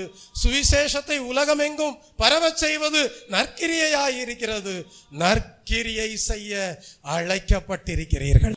பாஸ்டர், எங்களுக்கு நற்கிரியை செய்ய பணம் இல்லைன்னு நீங்க சொல்லிட்டு இருக்கலாம், ஆனா நீங்க கண்ணீர் சிந்தி ஜெபிப்பீர்களானால் அதுவே ஒரு பெரிய நற்கிரியையாக காணப்படும். கர்த்தருடைய நாமத்திற்கு மகிமை உண்டாவதாக. 4ஆவதாக நாம் வேதத்தில் என்ன படிக்கிறோம்? தெய்வ பிள்ளைய கனத்திற்குரிய பாத்திரமாய் இருக்க வேண்டும். முதலாவது என்ன? பரிசுத்தமாக்கப்பட்ட பாத்திரம்.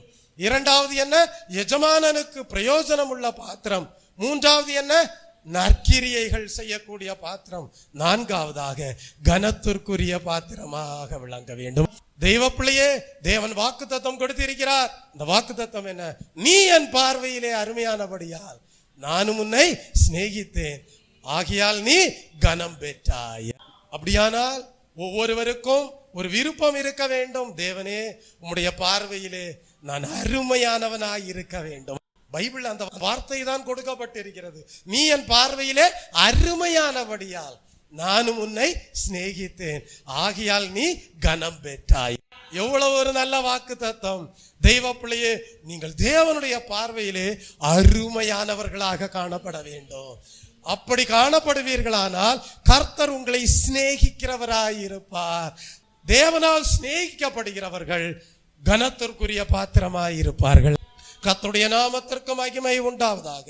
அநேகருக்கு விருப்பம் என்னன்னா, ஒரு பெரிய பணக்காரனுக்கு சிநேகிதனாய் இருந்தால் நல்லா இருக்கும்னு நினைக்கிறாங்க. இந்த பூமியில வாழ்கிற ஜீவிய காலத்துல ஒரு பணக்காரனுக்கு சிநேகிதனாய் இருந்தால் நல்லா இருக்கும்னு நீங்க நினைக்கிறீங்கன்னா, பரலோக வீட்டிலே காணப்படும்படியாக, பரலோக வீட்டிலே கனத்திற்குரிய பாத்திரமாக காணப்படும்படியாக சகல உன்னத ஆசீர்வாதங்களையும் வைத்திருக்கிற தேவனுக்கு நீங்கள் சிநேகிதர்களாக விளங்க வேண்டாமா? இந்த பூமிக்குரிய வாழ்க்கை தற்காலிகமானது. அது ஒரு 80, 90, 100 ஆண்டுகள் தான். ஆனால் நித்திய காலமாக வாழப்போகிற நிரந்தரமான வாழ்க்கையை குறித்து சிந்திக்காமல் ஜீவிக்கலாமா? சற்று ஆராய்ந்து பாருங்கள். இந்த காலை வேளையிலே உங்களுக்கு ஒரு விருப்பம் இருக்க வேண்டும். தேவனே, உம்முடைய பார்வையிலே நான் அருமையானவனாக காணப்பட வேண்டும், நான் உம்மாலே சிநேகிக்கப்படுகிறவனாக காணப்பட வேண்டும். தேவனே, ஒரு கனத்திற்குரிய பாத்திரமாக காணப்பட வேண்டும் என்று விரும்ப வேண்டும். கடந்த வாரத்திலே நான் சொன்னேன், தாவீதனுடைய வாழ்க்கை எப்படி ஒரு கனத்திற்குரிய பாத்திரமாக மாறினது. அதற்கு ஏதுவாக அவருடைய ஜீவியத்திலே இருந்த சரியான ஜெபம் எவ்விதமானது என்பதை கடந்த வாரத்திலே சுட்டி காட்டினேன். 1 ராஜாக்களின் புஸ்தகம் 11ஆம் அதிகாரம் 33ஆம் வசனத்தையும் 38ஆம் வசனத்தையும் படிப்பீர்கள் என்றால், கர்த்தருடைய பார்வைக்கு செம்மையானவைகளை செய்த ராஜாக்களை குறித்து படிக்கும் போது இங்கே தாவீதனுடைய பெயர் காணப்படுகிறது, ஆசாவினுடைய பெயர் காணப்படுகிறது. 1 ராஜாக்களின் புஸ்தகம் 22ஆம் அதிகாரம் 43ஆம் வசனத்திலே ஆசா என்கிற ராஜாவை குறித்து படிக்கிறோம். அவர் செம்மையானவைகளை செய்தார் என்று படிக்கிறோம். யெகூ என்கிற ராஜாவை குறித்து நாம் வேதத்திலே படிக்கிறோம். 2 ராஜாக்களின் புஸ்தகம் 10ஆம் அதிகாரம் 30ஆம் வசனத்திலே படிக்கிறோம், யெகூ என்கிற ராஜா கர்த்தருடைய பார்வைக்கு செம்மையானவைகளை செய்தார் என்று. யோவாஸ் என்கிற ராஜாவை குறித்து வேதத்திலே படிக்கிறோம். 2 ராஜாக்களின் புஸ்தகம் 12ஆம் அதிகாரம் 2ஆம் வசனத்திலே படிக்கிறோம், செம்மையானவைகளை செய்த ராஜாவாக யோவாஸ் காணப்பட்டார். எசேக்கியா ராஜாவை குறித்து படிக்கிறோம். 2 ராஜாக்கள் 20ஆம் அதிகாரம் 3ஆம் வசனத்திலேயும், ஏசாயா தீர்க்கதரிசியின் புஸ்தகம் 38ஆம் அதிகாரம் 3ஆம் வசனத்திலேயும் படிக்கிறோம். இவர்கள் எல்லாரும் செம்மையானவைகளை செய்த ராஜாக்களாக காணப்பட்டார்கள். உங்களுக்கும் விருப்பம் இருக்கணும், கர்த்தாவே, எப்பொழுதும் மண்ணாலான பாத்திரம் என்றே சொல்லுகிறவனாக வாழக்கூடாது, எப்பொழுதும் ஒரு அழகு சாதனத்தை போலவே வாழ்ந்து கொண்டு இருக்க கூடாது, மரத்தாலான பாத்திரமாகவே காணப்படக்கூடாது, கனத்திற்குரிய பாத்திரமாக அருமையானவனாக காணப்பட வேண்டும், உம்மாலே சிநேகிக்கப்படுகிறவனாக காணப்பட வேண்டும். தாவீது ராஜாவுடைய ஜீவியம் எப்படி மறுரூபம் அடைந்ததோ, உம்முடைய பார்வையிலே எப்படி கனத்திற்குரியவராக மாறினாரோ, செம்மையானவைகளை செய்தாரோ, அப்படிப்பட்ட ஜீவியமாக வாழ்க்கை காணப்பட வேண்டும் என்று ஜெபிக்க வேண்டும். அந்த ஆசாவை போல, அந்த யெகூவை போல, அந்த யோவாசை போல, அந்த எசேக்கியா ராஜாவை போல செம்மையானவைகளை செய்கிறவர்களாக காணப்பட வேண்டும். அப்பொழுது உங்கள் ஜீவியம் தேவனுடைய பார்வையிலே அருமையானதாய் இருக்கும். தேவன் நமக்கு அருமையான வாக்குத்தத்தங்களை கொடுத்திருக்கிறார். 2 பேதுருவின் புஸ்தகம் 1ஆம் அதிகாரம் 4ஆம் வசனத்திலே படிக்கிறோம், அருமையான வாக்குத்தத்தம் கொடுத்திருக்கிறார். அந்த அருமையான வாக்குத்தத்தம் என்ன? பரலோக ராஜ்யத்தை குறித்த வாக்குத்தத்தம், புதிய எருசலேமை குறித்த வாக்குத்தத்தம், சியோனை குறித்த வாக்குத்தத்தத்தை கொடுத்திருக்கிறார். அந்த மேலான பரலோக வாசஸ்தலங்களை குறித்த வாக்குத்தத்தங்களை கொடுத்திருக்கிறார். அந்த வாசஸ்தலங்களிலே உங்களுக்கு பங்கு உண்டாயிருக்கும் கொடுக்கும்படியாக அபிஷேகிப்பேன் என்று வாக்குத்தத்தம் கொடுத்திருக்கிறார். எத்தனை பேருக்கு விருப்பம் இருக்கு கர்த்தாவே அந்த நிறைவான அபிஷேகத்தை பெற்று ஜீவனுள்ள தேவனுடைய ஆலயமாக காணப்பட வேண்டும் என்று? அருமையான வாக்குத்தத்தத்தை தேவன் கொடுத்திருக்கிறார். எதற்காக? நீ அவருடைய பார்வையிலே, தேவனுடைய பார்வையிலே அருமையானவனாக காணப்படும்படியாக. பரிசுத்த ஆவியானவரை குறித்த வாக்குத்தத்தத்தை தேவன் கொடுத்திருக்கிறார். அந்த வாக்குத்தத்தம் உங்கள் வாழ்க்கையிலே நிறைவேற வேண்டும். அருமையான கிருபை என்று வேதத்திலே படிக்கிறோம். சங்கீதம் 36 சங்கீதம் 7 வசனத்தை படித்து பாருங்கள். சங்கீதம் 36 சங்கீதம் 7 வசனம். Praise the Lord. அங்கே அருமையான கிருபை என்று படிக்கிறோம். யாரெல்லாம் தேவனிடத்திலிருந்து ஜெபித்து அருமையான கிருபைகளை பெற்றிருக்கிறார்களோ அவர்கள் தேவனுடைய பார்வையிலே அருமையானவர்கள், தேவனால் சிநேகிக்கப்படுகிறவர்கள். வாசியுங்கள். தேவனே உம்முடைய கிருபை எவ்வளவு அருமையானது, உம்முடைய கிருபை எவ்வளவு அருமையானது. அதனால் மனுபுத்திரர் உமது செட்டைகளின் நிழலிலே வந்தடைகிறார்கள். உமது செட்டைகளின் நிழலிலே வந்தடைகிறார்கள். தேவனுடைய கிருபை எங்கே இருக்கிறதோ அங்கேதான் தேவனுடைய செட்டைகளின் அடைக்கலத்திலே வந்தடைகிறவர்களாய் இருக்க முடியும். தேவனுடைய கிருபை அருமையானது. Praise the Lord. தெய்வ பிள்ளையே, அப்படியானால் நீங்கள் தேவனுடைய பார்வையிலே அருமையானவர்களாய் இருக்க வேண்டுமானால் அருமையான தேவனுடைய கிருபையை பெற்றிருக்க வேண்டும். நீங்கள் தேவனுடைய பார்வையிலே அருமையானவர்களாக காணப்பட வேண்டுமானால் தேவனுடைய அருமையான பரிசுத்த ஆவியின் வரத்தை பெற்றிருக்க வேண்டும். இந்த பூமியிலே நீங்கள் ஒருவருக்கு மருத்துவம் பண்ண வேண்டுமானால் சமுதாயத்திலே நீங்கள் என்ன தகுதி வேண்டும் என்று கேட்பீர்களானால் சொல்லுவார்கள், ஒரு MBBS ஆவது படித்திருக்க வேண்டும், அப்பொழுதுதான் மருத்துவம் பண்ணுவதற்கு தகுதி இருக்கிறது என்று சொல்லுவார்கள். தெய்வ பிள்ளையே, இந்த பூமியிலே ஒரு காரியத்தை சரியாக செய்ய வேண்டுமானால் அதற்கு தகுதி அவசியமாயிருக்கிறது. அதுபோல பரலோக தேவனுடைய பார்வையிலே நீங்கள் அருமையானவர்களாக காணப்படும்படியாக அவர் சில தகுதிகளை தேவ பிள்ளைகளுக்கு கொடுக்கக்கூடியவராய் இருக்கிறார். அருமையான பரிசுத்தாவின் வரத்தை கொடுக்கக்கூடியவராய் இருக்கிறார். நீங்கள் அவருடைய பார்வையிலே அருமையானவர்களாக காணப்படும்படியாக அருமையான கிருபைகளை உங்களுக்கு கொடுத்து தகுதிப்படுத்தக்கூடியவராய் இருக்கிறார். நீங்கள் அவருடைய பார்வையிலே அருமையானவர்களாக காணப்படும்படியாக. ஆகவேதான் புலம்பலின் புஸ்தகம் 3 அதிகாரம் 23 வசனத்திலே படிக்கிறோம், காலைதோறும் அவருடைய கிருபைகள் புதிதாய் இருக்கிறது என்று படிக்கிறோம். அது மாத்திரமல்ல, நீங்கள் தேவனுடைய பார்வையிலே அருமையானவர்களாக காணப்பட வேண்டுமானால் உங்கள் மூலமாக தேவனுடைய அருமையான ஆலோசனைகள் புறப்பட வேண்டும். அருமையான தேவனுடைய கவுன்சிலிங் உங்கள் மூலமாக கடந்து வர வேண்டும். Praise the Lord. ஆகவேதான் சங்கீதம் 139 அதிகாரம் 17 வசனத்திலே படிக்கிறோம், அருமையான ஆலோசனைகள் என்று படிக்கிறோம். அவர் ஒருவர் சொன்னார், இப்படி ஆலோசனை சொன்னார், இந்த சகோதரி இப்படி ஒரு ஆலோசனை சொன்னார்கள் என்று சொல்லி தேவனுடைய வார்த்தைகளின்படி அந்த ஆலோசனைகள் காணப்படுகிறதா என்பதை ஆராய்ந்து பார்க்காமல் ஜீவிக்க கூடாது. தெய்வ பிள்ளையே, உங்களுக்கு கடந்து வருகிற ஆலோசனைகள் தேவனுடைய வார்த்தைகளின்படி வருகிற அருமையான ஆலோசனைகளா என்பதை ஆராய்ந்து பார்த்து ஜீவிக்க வேண்டும். அவர் ஒருவர் சொன்னார், அப்படி சொன்னதுனால எங்க வாழ்க்கை ரொம்ப கஷ்டத்திற்குள்ள ஆயிருச்சுன்னு சொல்லி வாழக்கூடாது. தேவனுடைய வார்த்தைகளின்படி உங்கள் ஜீவியம் காணப்படுகிறதா, அருமையான ஆலோசனைகள் கடந்து வந்ததா என்பதை ஆராய்ந்து பார்த்து ஜீவிக்க வேண்டும். தேவனுடைய வசனத்தின்படி ஆலோசனைகள் கடந்து வந்ததா ஆராய்ந்து பார்த்து ஜீவிக்க வேண்டும். வாசியுங்கள். சங்கீதம் 139 சங்கீதம் 17 வசனத்தை வாசியுங்கள். தேவனே உமது ஆலோசனைகள் எனக்கு எத்தனை அருமையானவைகள், எனக்கு எத்தனை அருமையானவைகள், அவைகளின் தொகை எவ்வளவு அதிகம், அவைகளின் தொகை எவ்வளவு அதிகம். பார்த்தீர்களா? சங்கீதக்காரர் சாட்சி கொடுக்கிறார், தேவனே உம்முடைய ஆலோசனைகள் எவ்வளவு அருமையானவைகள் என்று சொல்லுகிறார். உன் வாழ்க்கை தேவனுடைய பார்வையிலே அருமையானதாக காணப்பட வேண்டுமானால் அருமையான வாக்குத்தத்தங்களுக்கு சொந்தக்காரனாக இருக்க வேண்டும், அருமையான கிருபைகளை பெற்றவனாக காணப்பட வேண்டும், அருமையான ஆலோசனைகள் உன் வாழ்க்கையிலே உண்டாயிருக்க வேண்டும், அருமையான கனிகளை கொடுக்கிறவர்களாய் இருக்க வேண்டும். தெய்வ பிள்ளையே, வேதத்திலே படிக்கிறோம், அருமையான கனிகளை உடையவர்களாக இருக்க வேண்டும். ஆவியின் கனியோ அன்பு, சந்தோஷம், சமாதானம், சாந்தம், பொறுமை, இச்சையடக்கம், இவைகளெல்லாம் ஆவியின் கனிகள் என்று சொல்லப்பட்டிருக்கிறது. தெய்வ பிள்ளையே, அப்படியானால் உங்கள் வாழ்க்கை எப்படி காணப்பட வேண்டும்?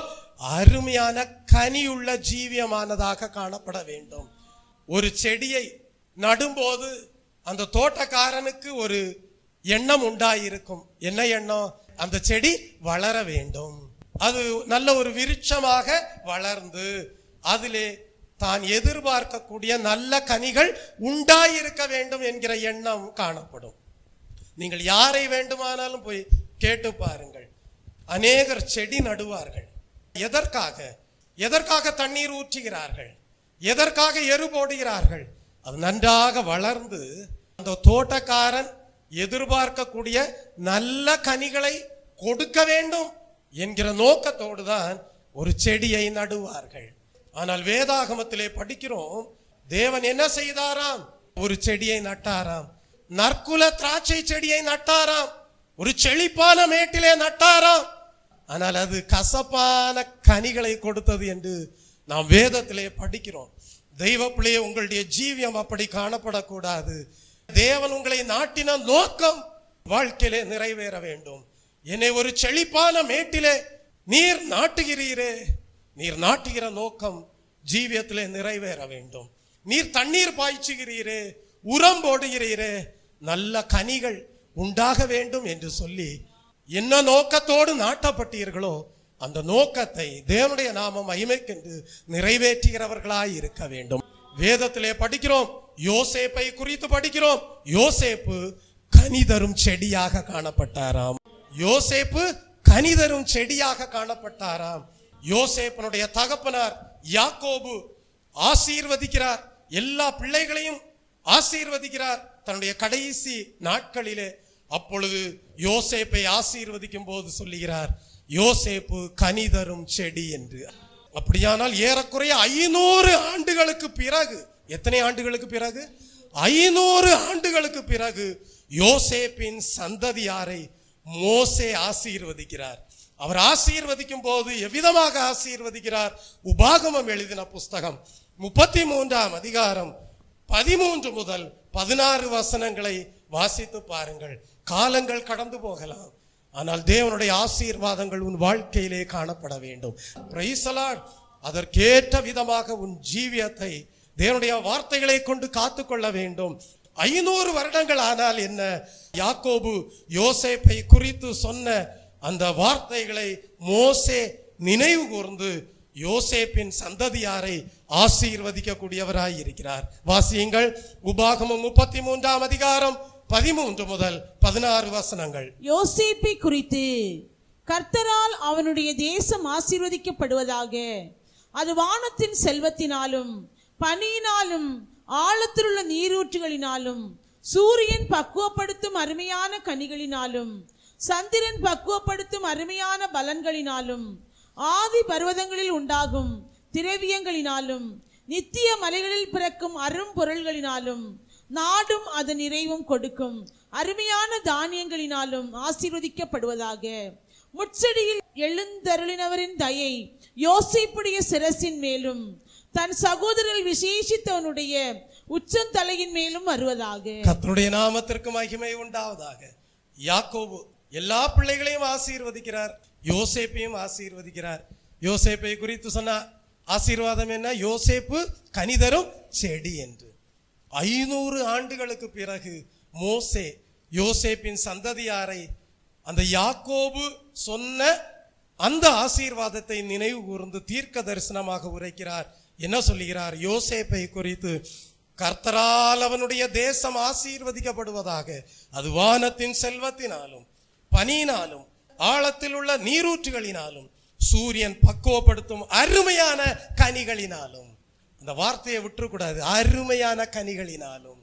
தெய்வ பிள்ளையை, சூரியன் பக்குவப்படுத்தும் அருமையான கனிகளினாலும் சந்திரன் பக்குவப்படுத்தும் அருமையான பலன்களினாலும் ஆதி பர்வதங்களில் உண்டாகும் திரவியங்களினாலும் நித்திய மலைகளில் பிறக்கும் அரும் பொருட்களினாலும் நாடும் அதன் நிறைவும் கொடுக்கும் அருமையான தானியங்களினாலும் ஆசீர்வதிக்கப்படுவதாக. யோசேப்புடைய சிரசின் மேலும் தன் சகோதரரில் விசேஷித்தவனுடைய உச்சந்தலையின் மேலும் வருவதாக என்று படிக்கிறோம். தெய்வப்பிள்ளை, இன்று முதல் நான் உன்னை ஆசீர்வதிப்பேன் என்று வாக்குத்தத்தம் பண்ணி இருக்கிறார். அப்படியானால் அருமையான கனிகள் உங்கள் வாழ்க்கையிலே உண்டாயிருக்க வேண்டும். Praise the Lord. அப்பொழுது தேவனுடைய பார்வையிலே தேவனுடைய வாக்குத்தத்தங்கள் நிறைவேறுவதற்கு ஏதுவாக ஜீவித்தவர்களாய் இருப்பீர்கள். உங்கள் சந்ததியுமே அப்படியே தேவனுடைய வார்த்தைகளுக்கு முக்கியத்துவம் கொடுத்து ஜீவித்த பாக்கியமுள்ள சந்ததியாக காணப்படும். பழைய ஏற்பாட்டின் காலத்திலே நாம் பிரதான ஆசாரியனுடைய உடையை கவனிப்போமே, ஆனால் அது எவ்விதமாக செய்யப்பட்டிருக்கும் தெரியுமா? மாதுளம்பழம் அந்த உடையிலே காணப்படும். அந்த உடையிலே மாதுளம்பழம் காணப்படும். அது எதை காட்டுகிறது என்றால், புதிய ஏற்பாட்டின் காலத்திலே ஜீவிக்கிற நம்முடைய ஜீவியத்திலே ஆவியின் கனியாகிய அன்பு, சந்தோஷம், சமாதானம், நீடிய பொறுமை, சாந்தம், இச்சையடக்கம் இவைகள் எல்லாம் காணப்பட வேண்டும் என்பதை குறிக்கக்கூடியதாய் இருக்கிறது. உங்களை பார்க்கும்போது சொல்லணும், உங்க வாழ்க்கையில அருமையான கனி மாதுளம்பழம் இருக்கு, ஆவியின் கனி உள்ளவர்களாய் இருக்கிறார்கள் என்று சொல்ல வேண்டும். அது மட்டும் இல்ல, அந்த பிரதான ஆசாரியனுடைய உடையிலே என்ன காணப்படும் தெரியுமா? மணி காணப்படும். மணி, ஒலி சத்தத்தை எழுப்பக்கூடிய மணி காணப்படுகிறது. அது எதை காட்டுகிறது என்றால், புதிய ஏற்பாட்டின் காலத்திலே தேவ பிள்ளைகள் தேவனுடைய வரங்களை பெற்றிருக்கிறார்கள் என்பதை காட்டுகிறது. அப்ப அந்த பிரதான ஆசாரியனுடைய உடையிலே மாதுளம்பழம் காணப்படுகிறது. அந்த பிரதான ஆசாரியனுடைய உடையிலே ஒலி சத்தத்தை எழுப்பக்கூடிய மணி காணப்படுகிறது. உங்களுடைய ஆவிக்குரிய வாழ்க்கையை காணும் போது அநேகர் சாட்சி கொடுக்க வேண்டும், அருமையான கனிகள் உண்டாயிருக்கிறது.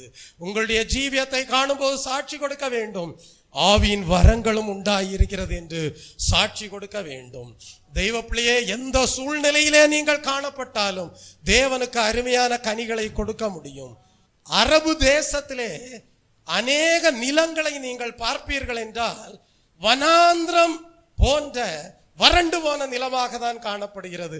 ஆனால் அந்த வறண்டு போன நிலத்திலே தான் ருசியுள்ள பேரீச்சம்பழம் காணப்படுகிறது.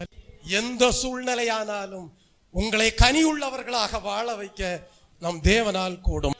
அரபு தேசம் தானே வறண்டு போன பாலைவனத்தை போன்ற நிலங்களாக காணப்படுகிற இடங்களாக இருந்தாலும் அங்கே தேவன் சுவையுள்ள பேரீச்சம் பழங்களை கொடுக்கக்கூடிய மரங்களை நாட்டி அருமையான கனிகளை கொடுக்க வைக்கிறார். பாஸ்டர், எங்க சூழ்நிலை வறண்டு போனதை போல இருக்கிறது என்று சொல்லி சாக்கு போக்கு சொல்லாதே. எந்த சூழ்நிலையானாலும் உன்னை அருமையான கனிகளை கொடுக்க வைக்க என் தேவனால் முடியும். நீ விசுவாசித்தால் தேவ மகிமையை காண்பாய். அப்படியானால் உங்களுடைய ஜீவியத்திலே இந்த காலை வேளையில ஒரு விருப்பம் இருக்க வேண்டும். கர்த்தாவே, நான் ஒரு கனமுள்ள பாத்திரமாக காணப்பட வேண்டும், எஜமானனுக்கு பிரயோஜனம் உள்ள பாத்திரமாக காணப்பட வேண்டும், எந்த நற்கிரியையும் செய்ய ஆயத்தம் உள்ளவனாக காணப்பட வேண்டும். கர்த்தாவே, ஜீவியமானது இயேசுவே பரிசுத்தமாக்கப்பட்டதாக காணப்பட வேண்டும். எப்பொழுது என்னுடைய ஜீவியத்தை நீர் கண்டாலும் என்னுடைய ஜீவியமானது ஒரு கனம் பொருந்தினதாக காணப்படும்படியாக என்னுடைய வாழ்க்கையை சமர்ப்பணம் செய்கிறேன். அதற்காக உடைய அருமையான வாக்குத்தத்தங்களுக்கு என்னுடைய ஜீவியத்தில் இடம் கொடுக்கிறேன். உடைய அருமையான கிருபைகளுக்கு என்னுடைய ஜீவியத்தில் இடம் கொடுக்கிறேன். உடைய அருமையான ஆலோசனைகளுக்கு என்னுடைய வாழ்க்கையில இடம் கொடுக்கிறேன். உடைய அருமையான கனிகள் உள்ள ஜீவியம் செய்யும்படியாக என்னுடைய ஜீவியத்தை ஒப்பு கொடுக்கிறேன்.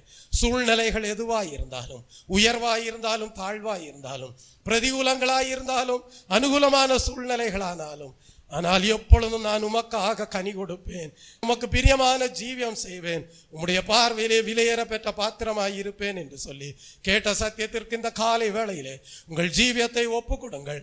வேதத்திலே படிக்கிறோம், கோடரியானது வேறருகே வைக்கப்பட்டிருக்கிறது என்று படிக்கிறோம். ஒரு அத்தி மரத்தை கர்த்தர் பார்த்தார். 3 வருடங்கள் காலத்தை கொடுத்தும் அந்த அத்தி மரம் என்ன செய்யவில்லை? கனி கொடுக்கவே இல்லை. தோட்டக்காரனிடத்தில் கேட்கிறார், இது ஏன் நிலத்தை கெடுக்க வேண்டும்? இந்த அத்தி மரத்தை வெட்டி போடலாமா என்று எஜமானன் வந்து தோட்டக்காரனிடம் கேட்கிறான். தோட்டக்காரன் அந்த அத்தி மரத்திற்காக பரிந்து பேசுகிறார்.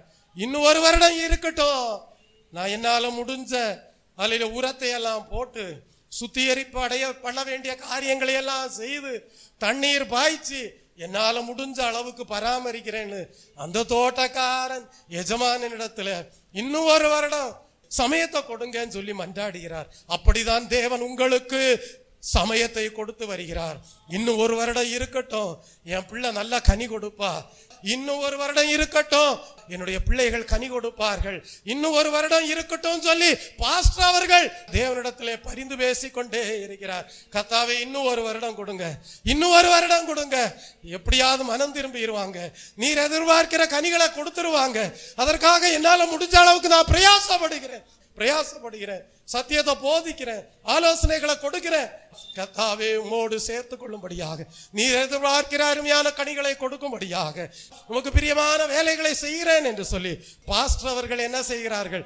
சபையில இருந்து தேவனை நோக்கி பரிந்து பேசிக்கொண்டே இருக்கிறார்கள்.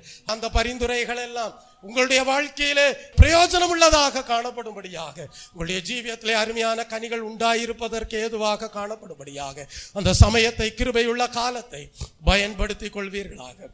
அந்த கிருபையுள்ள காலத்தை பயன்படுத்திக் கொள்வீர்களாக. அந்த கிருபையுள்ள நேரத்தை பயன்படுத்திக் கொள்வீர்களாக. வேதம் சொல்லுகிறது, கோடரியானது வேரருகே வைக்கப்பட்டிருக்கிறது என்று. நீங்கள் அருமையான கனிகளை கொடுக்கவில்லை என்றால், நீங்கள் அருமையான வாக்குத்தத்தங்களுக்கு பங்குள்ளவர்களாய் இருக்கவில்லை என்றால், நீங்கள் அருமையான கிருபைகளை பெற்றிராமல் ஜீவிப்பீர்களானால், நீங்கள் அருமையான ஆலோசனைகளுக்கு இடம் கொடுக்காமல் ஜீவிப்பீர்களானால், ஒரு நாள் அந்த கோடரியானது தேவனுடைய கரத்தில் எடுத்துக் கொள்ளப்படும். உங்களுடைய ஜீவியமானது பரிதாபத்திற்குரியதாக மாறிவிடும். ஆகவே கர்த்தாவே உம்முடைய பார்வையிலே கனத்திற்குரிய பாத்திரமாக காணப்படும்படியாக ஜீவியத்தை ஒப்பு கொடுக்கிறேன் என்று சொல்லி கேட்ட வசனத்திற்கு உங்கள் வாழ்க்கையை ஒப்பு கொடுங்கள். கர்த்தாவே உமக்கு பிரயோஜனம் உள்ள ஒரு பாத்திரமாக காணப்படும்படியாக என் ஜீவியத்தை ஒப்பு கொடுக்கிறேன் என்று சொல்லி கேட்ட வசனத்திற்கு ஒப்பு கொடுங்கள். கர்த்தாவே ஒரு பரிசுத்தமாக்கப்பட்ட பாத்திரமாக காணப்படும்படியாக ஜீவியத்தை ஒப்பு கொடுக்கிறேன் என்று சொல்லி இந்த காலை வேளையிலே உங்கள் வாழ்க்கையை ஒப்பு கொடுங்கள். ஆம், தீமோத்தேயுக்கு பவுல் எழுதுகிறார், ஒரு பெரிய வீட்டிலே பொன்னும் வெள்ளியுமான பாத்திரங்களும் அல்லாமல் மரமும் மண்ணுமான பாத்திரங்களும் உண்டு. அவைகள் சில கனத்திற்கும் சில கனவீனத்திற்குரிய பாத்திரங்களுமாக காணப்படுகிறது. ஆகையால் ஒருவன் ஆகாத சம்பாஷணைகளை விட்டு விலகி, ஒருவன் அநியாயத்தை விட்டு விலகி, ஒருவன் தன்னை சுத்திகரித்துக் கொண்டால் அவன் பரிசுத்தமாக்கப்பட்டதும் எஜமானனுக்கு உபயோகமானதும் எந்த நற்கிரியைக்கும் ஆயத்தமாக்கப்பட்டதுமான கனத்திற்குரிய பாத்திரமாய் இருப்பான். இப்படிப்பட்ட ஒரு கனத்திற்குரிய பாத்திரமாக கேட்ட வசனத்தின்படி ஒவ்வொருடைய ஜீவியமும் காணப்படும்படியாக இந்த காலை வேளையிலே உங்கள் வாழ்க்கையை ஒப்பு கொடுப்பீர்களா? நாங்கள் எங்களையே ஏமாற்றி உண்மையும் ஏமாற்றி ஜீவிக்கிறவர்களா இராதபடி உடைய வார்த்தைகளை கேட்கிறவர்களாக மாத்திரமல்ல, உடைய வார்த்தைகளுக்கு கீழ்ப்படிந்து வாழ்கிறவர்களாக வாழ எங்கள் ஜீவியத்தை ஒப்பு கொடுக்கிறோம் என்று சொல்லி உங்கள் வாழ்க்கையை ஒப்பு கொடுங்கள். ஆம், கர்த்தர் சுத்திகரிப்பின் வேலையை செய்து கொண்டே இருக்கிறார். பக்தனாகிய யோபுவை பொன்னாலான பாத்திரமாக வணியும்படி உருவாக்கும்படி தேவன் புடமிடுகிற வேலைக்கு ஒப்பு கொடுத்தார். எத்தனை பாடுகள், எத்தனை சோதனைகள், எத்தனை இழப்புகள், எத்தனை நஷ்டங்கள் யோபுனுடைய வாழ்க்கையிலே உண்டானது. ஆனால் யோபு என்ன சொன்னார்? யோபுவின் புஸ்தகம் 23ஆம் அதிகாரம் 10ஆம் வசனத்திலே படிக்கிறோம், அவர் என்னை சோதித்த பின் நான் பொன்னாக விளங்குவேன் என்றார். யோபு சொன்னது அதுதான், அவர் என்னை சோதித்த பின் நான் பொன்னாக விளங்குவேன் என்று சொன்னார். 1 பேதுருவின் புஸ்தகம் 1ஆம் அதிகாரம் 7ஆம் வசனத்திலே படிக்கிறோம், அழிந்து போகிற பொன் அக்கினியினாலே சோதிக்கப்படும், அதை பார்க்கிலும் அதிக விலையேற பெற்றதாய் இருக்கிற உங்கள் விசுவாசம் சோதிக்கப்பட்டு இயேசு கிறிஸ்து வெளிப்படும் போது உங்களுக்கு புகழ்ச்சியும் கனமும் மகிமையும் உண்டாக காணப்படும் என்று அப்போஸ்தலனாகிய பேதுரு குறிப்பிடுகிறார். விலையேற பெற்ற சம்பத்தாக காணப்படுவீர்களாக. வாழ்க்கையிலே சோதனைகள் வரலாம், வாழ்க்கையிலே நஷ்டங்கள் வரலாம், புடமிடப்படுகிற சூழ்நிலைகள் காணப்படலாம். ஆனால் யோபுவை போல நீங்கள் சொல்ல வேண்டும், அவர் என்னை சோதித்த பின் நான் பொன்னாக விளங்குவேன் என்று சொல்ல வேண்டும். ஒரு பொன்னாலான பாத்திரமாக காணப்படுவேன் என்று சொல்ல வேண்டும். இரட்டிப்பான ஆசீர்வாதங்களை பெற்றுக் கொள்ளக்கூடியவர்களாக காணப்பட வேண்டும். நீங்கள் தேவனுக்கும் மனிதர்களுக்கும் பிரயோஜனம் உள்ளவர்களாக காணப்பட வேண்டும். கனத்திற்குரிய பாத்திரமாக காணப்பட வேண்டும். பரலோக ராஜ்யத்திலே மேன்மையான சுதந்திரத்தை பெற்றுக் கொள்ளக்கூடிய அருமையான வாக்குத்தத்தங்களுக்கு பங்குள்ளவர்களாக ஜீவிக்க வேண்டும். ஜெபிப்போம். அன்பும் மகா கிருபையும் இரக்கமும் நிறைந்த பரலோக பிதாவே, இந்த ஓய்வு நாளின் காலை வேளையிலே தேவனுடைய சபையிலே பரிசுத்தமாக்கப்பட்ட பாத்திரமாக, எஜமானனாகிய இயேசுவே உமக்கு பிரயோஜனமான பாத்திரமாக, எந்த நற்கிரியையும் செய்ய ஆயத்தமாக்கப்பட்ட பாத்திரமாக, கனத்திற்குரிய பாத்திரமாக விளங்க வேண்டும் என்பதை குறித்த வேத வசனங்களை சுட்டிக்காட்டி, பரிசுத்தாவியானவரே நீர் போதித்த தயவுக்காக உமக்கு ஸ்தோத்திரம். உம்முடைய பிள்ளைகளும் அருமையான கனிகளை கொடுத்து எப்பொழுதும் உமக்கு பிரியமான ஜீவியம் செய்ய, உமக்கு பிரயோஜனமான வாழ்க்கை வாழ தேவன் தாமே ஆசீர்வதித்தருளும். எல்லா துதிக மகிமையாவும் உமக்கே ஏறெடுக்கிறேன். மீட்பர் இயேசு கிறிஸ்துவின் இன்ப நாமத்தில் ஜெபிக்கிறேன் பரிசுத்தமுள்ள நல்ல பிதாவே, ஆமீன். என் ஆத்துமாவே கர்த்தரை ஸ்தோத்தரி, என் முழு உள்ளமே பரிசுத்த நாமத்தை ஸ்தோத்தரி. என் ஆத்துமாவே கர்த்தரை ஸ்தோத்தரி, அவர் செய்த சகல உபகாரங்களையும் மறவாதே. ஆமீன். நம்முடைய கர்த்தராகிய இயேசு கிறிஸ்துவுடைய கிருபையும், பிதாவாகிய தேவனுடைய அன்பும், பரிசுத்த ஆவியானவருடைய அந்யோன்ய ஐக்கியமும் இன்றும் என்றும் சதா காலங்களிலும் நம் அனைவரோடும் நம்முடைய குடும்பங்களோடும் சபையாரோடும் இருப்பதாக. ஆமீன். தேவன் அடைக்கலமே,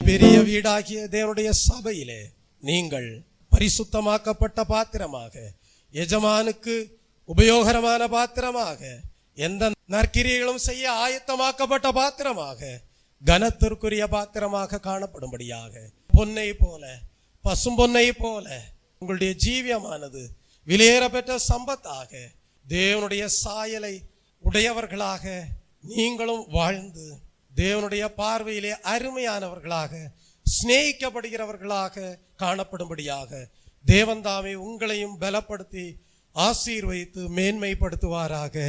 ஆமீன்.